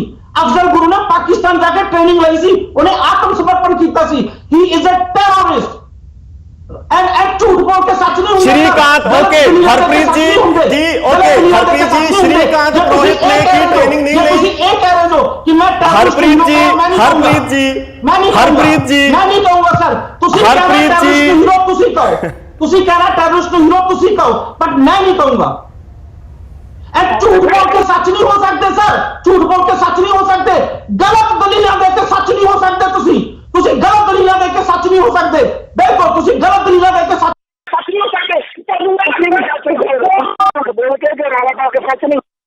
ਤੁਸੀਂ ਕੋਲ ਦੀ ਇੱਕ ਉਹ ਦਲੀਲ, ਤੁਸੀਂ ਬਾਕੀ ਗੱਲਾਂ ਨਹੀਂ ਕਰਦੇ। ਤੁਸੀਂ ਅਫਜ਼ਲ ਗੁਰੂ ਨੇ ਹੋਰ ਕੀ ਕੀਤਾ ਉਹ ਗੱਲਾਂ ਨਹੀਂ ਕਰਦੇ। ਤੁਸੀਂ ਅਫਜ਼ਲ ਗੁਰੂ ਬਾਰੇ ਜਿੰਨਾ ਮੈਂ ਪੜਿਆ sir, let me finish. Afzal Guru ਵਾਸਤੇ ਜਿੰਨਾ ਮੈਂ ਪੜਿਆ ਵਾ ਮੈਨੂੰ ਤਾਂ ਅੱਜ ਤੱਕ ਨਹੀਂ ਲੱਗਾ ਹੀਰੋ ਵਾ। ਤੁਸੀਂ ਕਮਾਲ ਕਰ ਰਹੇ ਹੋ। ਤੁਸੀਂ ਟੀਵੀ ਚੈਨਲ ਤੇ ਬੈਠ ਕੇ ਹਰਪ੍ਰੀਤ ਜੀ ਮੈਨੂੰ ਸਮਾਂ ਚਾਹੀਦਾ ਹੋਏਗਾ ਪਲੀਜ਼। ਹਰਪ੍ਰੀਤ ਜੀ ਮੈਨੂੰ ਸਮਾਂ ਬਿਲਕੁਲ ਸਮਾਂ ਚਾਹੀਦਾ, ਪਰ ਇੱਕ ਲਾਈਨ ਨਾ ਪੜਿਆ ਕਰੋ ਸਰ। ਦੋ ਦਰਸ਼ਕਾਂ ਨੂੰ ਸਾਰੀ ਗੱਲ ਦੱਸਿਆ ਕਰੋ। ਇਹ ਦੱਸਿਆ ਕਰੋ he is a trained terrorist, ਉਹਨੇ ਆਤਮ ਸਮਰਪਣ ਕੀਤਾ ਸੀ। ਇੱਕ ਮਿੰਟ ਮੈਨੂੰ ਕਹਿਣ ਦਾ ਮੌਕਾ ਦਿਓ ਟ੍ਰੇਸ ਹੋਈਆਂ ਸੀ। ਮੈਂ ਕੁਝ ਕਹਿ ਸਕਦਾ ਹਰਪ੍ਰੀਤ ਜੀ? ਹਾਂਜੀ ਪਲੀਜ਼, ਮੈਂ ਚਾਹੂੰਗਾ ਕਿ ਦੇਖੋ ਮੈਂ ਕਿਸੇ ਦੀ ਵਾਰੀ 'ਚ ਕੋਈ ਗੱਲ ਨਹੀਂ ਕੱਟੀ, ਇਸ ਲਈ ਮੇਰੀ ਵਾਰੀ ਕੰਪਲੀਟ ਹੋ ਲੈਣ ਦਿੱਤੀ ਜਾਵੇ। ਉਸ ਤੋਂ ਬਾਅਦ ਤੋਂ ਜਿੰਨੇ ਜੋ ਕਹਿਣਾ ਜੀ ਸਦਕੇ ਕਹਿ ਸਕਦਾ ਆ। ਜਿਹੜੀਆਂ ਗੱਲਾਂ ਇਸ ਟਾਈਮ ਚੱਲ ਰਹੀਆਂ ਨੇ ਉਸ ਦੇ ਵਿੱਚ ਇਹ ਗੱਲ ਆ ਰਹੀ ਹੈ ਕਿ ਅਫਜ਼ਲ ਗੁਰੂ ਟੈਰਰਿਸਟ ਸੀ ਕਿ ਨਹੀਂ ਸੀਗੀ, ਉਹ ਸਮਾਂ ਦੱਸ ਸਕਦਾ ਆ, ਉਹ ਸਾਡੇ ਹੱਥ ਵੱਸ ਨਹੀਂ ਹੈਗਾ। ਪਰ ਜਿਹੜੇ ਨੈਸ਼ਨਲ ਕੌਂਸ਼ੀਅੰਸ ਵਾਲੀ ਗੱਲ ਹੈਗੀ ਆ ਉਹ ਕਿਸੇ ਵੀ ਦੇਸ਼ ਦੀ ਜੁਡੀਸ਼ਰੀ ਦੇ ਹੱਕ 'ਚ ਨਹੀਂ ਜਾਂਦੀ। ਉਹ ਤੁਸੀਂ ਕਹੋ ਕਿ ਇੱਕ ਲਾਈਨ ਉਸ ਦੇ ਵਿੱਚੋਂ ਕੱਢੀ ਆ, ਬਿਲਕੁਲ ਕੱਢੀ ਆ, ਕਿਉਂਕਿ ਉਹ ਲਾਈਨ ਜਿਹੜੀ ਆ ਉਹ ਇੰਡੀਅਨ ਜੁਡੀਸ਼ਰੀ ਦੇ ਅਗੇਂਸਟ ਜਾਂਦੀ ਹੈ ਤੇ ਇੰਡੀਅਨ ਜੁਡੀਸ਼ਰੀ ਦੇ ਆਪ ਜਸਟਿਸ ਕਾਟਜੂ ਕਹਿ ਚੁੱਕੇ ਨੇ ਕਿ ਅਫਜ਼ਲ ਗੁਰੂ ਨੂੰ ਫਾਂਸੀ ਦੇਣੀ ਗਲਤ ਸੀ। ਦੂਸਰੀ ਗੱਲ, ਅੱਜ ਸਵੇਰ ਦੀ ਜਸਟਿਸ ਕਾਟਜੂ ਦੀ ਗੱਲ ਸੁਣ ਲਓ। ਜਸਟਿਸ ਕਾਟਜੂ ਨੇ ਇਹ ਵੀ ਕਿਹਾ ਸੰਜੇ ਦੱਤ ਨੂੰ ਸਜ਼ਾ ਹੋਣੀ ਗਲਤ ਸੀ। ਤੁਸੀਂ ਤਾਂ ਜਸਟਿਸ ਕਾਟਜੂ ਦੀ ਇੱਕ ਗੱਲ ਨਾ ਚੱਕੋ। ਜੇ ਜਸਟਿਸ ਕਾਟਜੂ ਨੇ ਇੱਕ ਗੱਲ ਆਖੀ ਨਾ ਦੂਜੀਆਂ ਗੱਲਾਂ ਵੀ ਚੱਕੋ ਕਿ ਸੰਜੇ ਦੱਤ ਨੂੰ ਸਜ਼ਾ ਦੇਣਾ ਗਲਤ ਸੀ। ਮੈਂ ਕਦੋਂ ਮਨਾ ਕਰਦਾ ਸਜ਼ਾ ਦੇਣਾ ਗਲਤ ਸੀ? ਉਹਦੇ ਕੋਲ AK-47 ਫੜੀ ਗਈ ਸੀ। ਤੁਸੀਂ ਜਸਟਿਸ ਕਾਟਜੂ ਦਾ ਐਗਜ਼ਾਮਪਲ ਦੇ ਕੇ ਅਫਜ਼ਲ ਗੁਰੂ ਨੂੰ ਕਲੀਨ ਚਿੱਟ ਨਹੀਂ ਦੇ ਸਕਦੇ। ਇੱਕ ਸੈਕਿੰਡ ਮੈਨੂੰ ਆਪਣੀ ਗੱਲ ਖਤਮ ਕਰਨ ਦਿਓ। ਤੁਹਾਡੀਆਂ ਸਾਰੀਆਂ ਗੱਲਾਂ ਦਾ ਜਵਾਬ ਦੇਣਾ ਗਲਤ ਚਾਹੁੰਦਾ। ਦੇਖੋ ਫਿਰ ਮੇਰੀ ਗੱਲ ਤੁਸੀਂ ਜਸਟਿਸ ਕਾਟਜੂ ਦੀ ਫਿਰ ਮੇਰੀ ਗੱਲ ਨਹੀਂ ਹੋ ਸਕੇਗੀ। ਜਸਟਿਸ ਕਾਟਜੂ ਦੇ ਹੋਰ ਬੰਦਿਆਂ ਦੇ ਨਾਮ ਲੈ ਕੇ ਤੁਸੀਂ ਕਿਹਨੂੰ ਕਲੀਨ ਚਿੱਟ ਨਹੀਂ ਦੇ ਸਕਦੇ। ਤੁਸੀਂ ਕਿਹਨੂੰ ਕਲੀਨ ਚਿੱਟ ਨਹੀਂ ਦੇ ਸਕਦੇ। ਅੱਗੇ ਦੇ ਹਜ਼ਾਰ ਐਗਜ਼ਾਮਪਲ ਨੇ। और एक सेकंड दिलराज भाजी मैंने अपनी गल रख लैन दो। तुहाडी वारी मैं नहीं बोलता, मेरी वारी प्लीज तुसीं ना बोलो। मेरी बेनती है बाकी तुहाडी मर्जी। अगर मैनूं कहोगे चुप करके बैठन नूं मैं चुप करके बैठ जाऊंगा, कोई इशू नहीं है।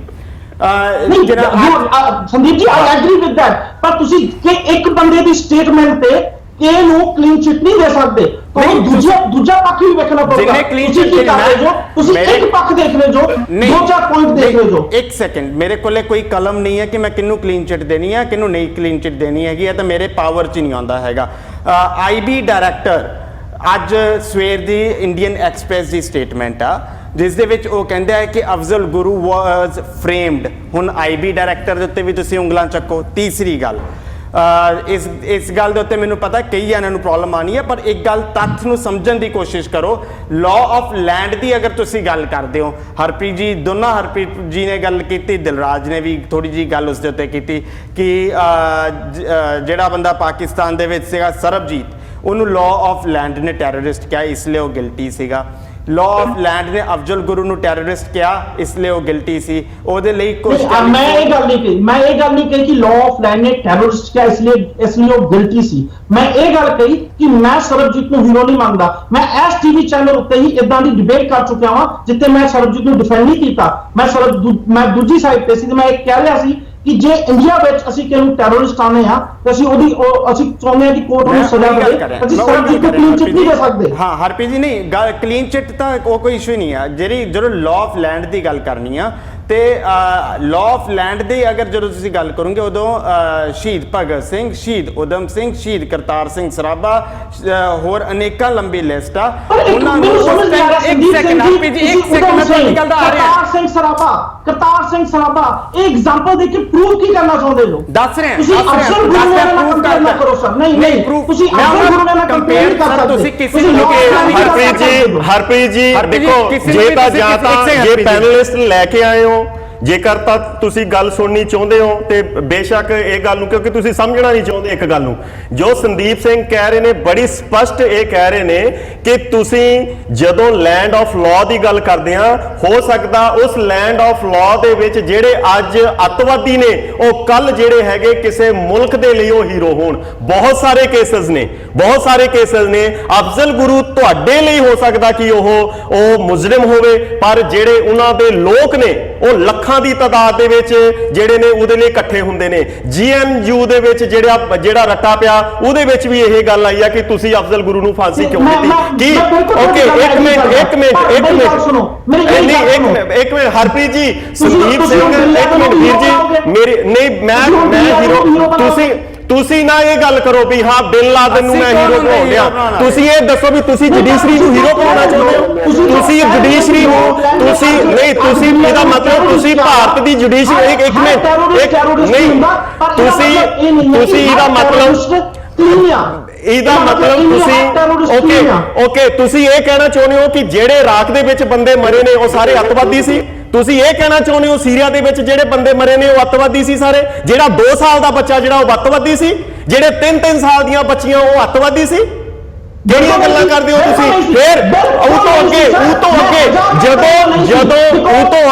ਅੱਗੇ ਸੁਣ ਲਓ, ਹਿਟਲਰ ਦੇ ਰਾਜ ਦੇ ਵਿੱਚ ਫਿਰ ਐਕਸਪਲੇਨ ਕਰਨ ਦੀ ਕੋਸ਼ਿਸ਼ ਕਰ ਰਿਹਾ ਉਹ 2 ਸਾਲ ਦਾ ਬੱਚਾ ਆਤੰਕਵਾਦੀ ਨਹੀਂ ਸੀ ਤੇ ਮੈਂ ਕਹੂੰਗਾ ਆਤੰਕਵਾਦੀ ਨਹੀਂ ਸੀ, ਪਰ ਇਹਦਾ ਮਤਲਬ ਇਹ ਨਹੀਂ ਆ ਜੇ ਫਿਰ ਤੁਹਾਡੇ ਕਹਿਣ ਦੇ ਨਾਲ ਤੁਸੀਂ ਇਹ ਕਹਿੰਦੇ ਕਿ ਪੁਰਾਣਾ ਬੰਦਾ ਆਤੰਕਵਾਦੀ ਨਹੀਂ ਸੀ।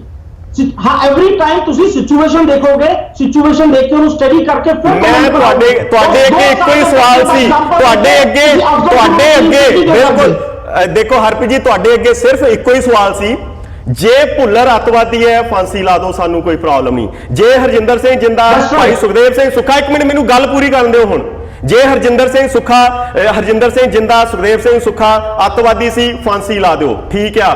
ਜੇ ਕੇਰ ਸਿੰਘ ਅੱਤਵਾਦੀ ਸੀ, ਫਾਂਸੀ ਲਾਤਾ। ਸਤਵੰਤ ਸਿੰਘ ਅੱਤਵਾਦੀ ਸੀ, ਉਹ ਫਾਂਸੀ ਲਾਤਾ। ਮੇਰਾ ਸਵਾਲ ਤੁਹਾਡੇ ਅੱਗੇ ਇਹੀ ਆ ਕਿ ਇੱਕੋ ਹੀ ਕੇਸ ਦੇ ਵਿੱਚ ਇੱਕ ਬੰਦੇ ਫਾਂਸੀ ਲੱਗ ਰਹੇ ਨੇ, ਉਹਦੇ ਤੋਂ ਬਾਅਦ ਉਸੇ ਕੇਸ ਦੇ ਵਿੱਚ ਮਾਇਆ ਕੋਡਨਾਨੀ ਨੂੰ ਫਾਂਸੀ ਕਿਉਂ ਨਹੀਂ ਲੱਗੀ? ਉਹੋ ਜਿਹੇ ਕੇਸਾਂ, ਹੁਣ ਮੈਨੂੰ ਇੰਟਰਪਟ ਨਾ ਕਰਿਓ, ਉਹਨਾਂ ਹੀ ਕੇਸਾਂ ਦੇ ਵਿੱਚ ਸ਼੍ਰੀਕਾਂਤ ਪੁਰੋਹਿਤ ਨੂੰ ਜਿਹੜੀ ਹੈਗੀ ਉਹ ਫਾਂਸੀ ਕਿਉਂ ਨਹੀਂ ਲੱਗੀ? ਤੁਸੀਂ ਇਹ ਕਹਿੰਦੇ ਹੋ ਕਿ ਅਫਜ਼ਲ ਗੁਰੂ ਪਾਕਿਸਤਾਨ 'ਚ ਟ੍ਰੇਨਿੰਗ ਲੈ ਕੇ ਜਾਂਦਾ। ਮੈਂ ਇਹ ਪੁੱਛਦਾ ਕਿ ਸ਼੍ਰੀਕਾਂਤ ਪੁਰੋਹਿਤ ਜਿਹੜਾ ਤੁਹਾਡੀ ਆਰਮੀ ਦੇ ਵਿੱਚ, ਇੰਡੀਅਨ ਆਰਮੀ ਦੇ ਵਿੱਚ ਆ, ਉਹ ਕਿੱਥੋਂ ਉਹ ਲੈ ਕੇ ਆਉਂਦਾ ਟ੍ਰੇਨਿੰਗ? ਉਹ ਟ੍ਰੇਨਿੰਗ ਲੈ ਕੇ RDX ਕਿੱਥੋਂ ਲੈ ਕੇ ਆਉਂਦਾ? ਉਹ ਕੀ ਉਹ ਅੱਤਵਾਦੀ ਨਹੀਂ? ਜੇ ਉਹ ਅੱਤਵਾਦੀ ਆ ਤੇ ਫਾਂਸੀ ਕਿਉਂ ਨਹੀਂ?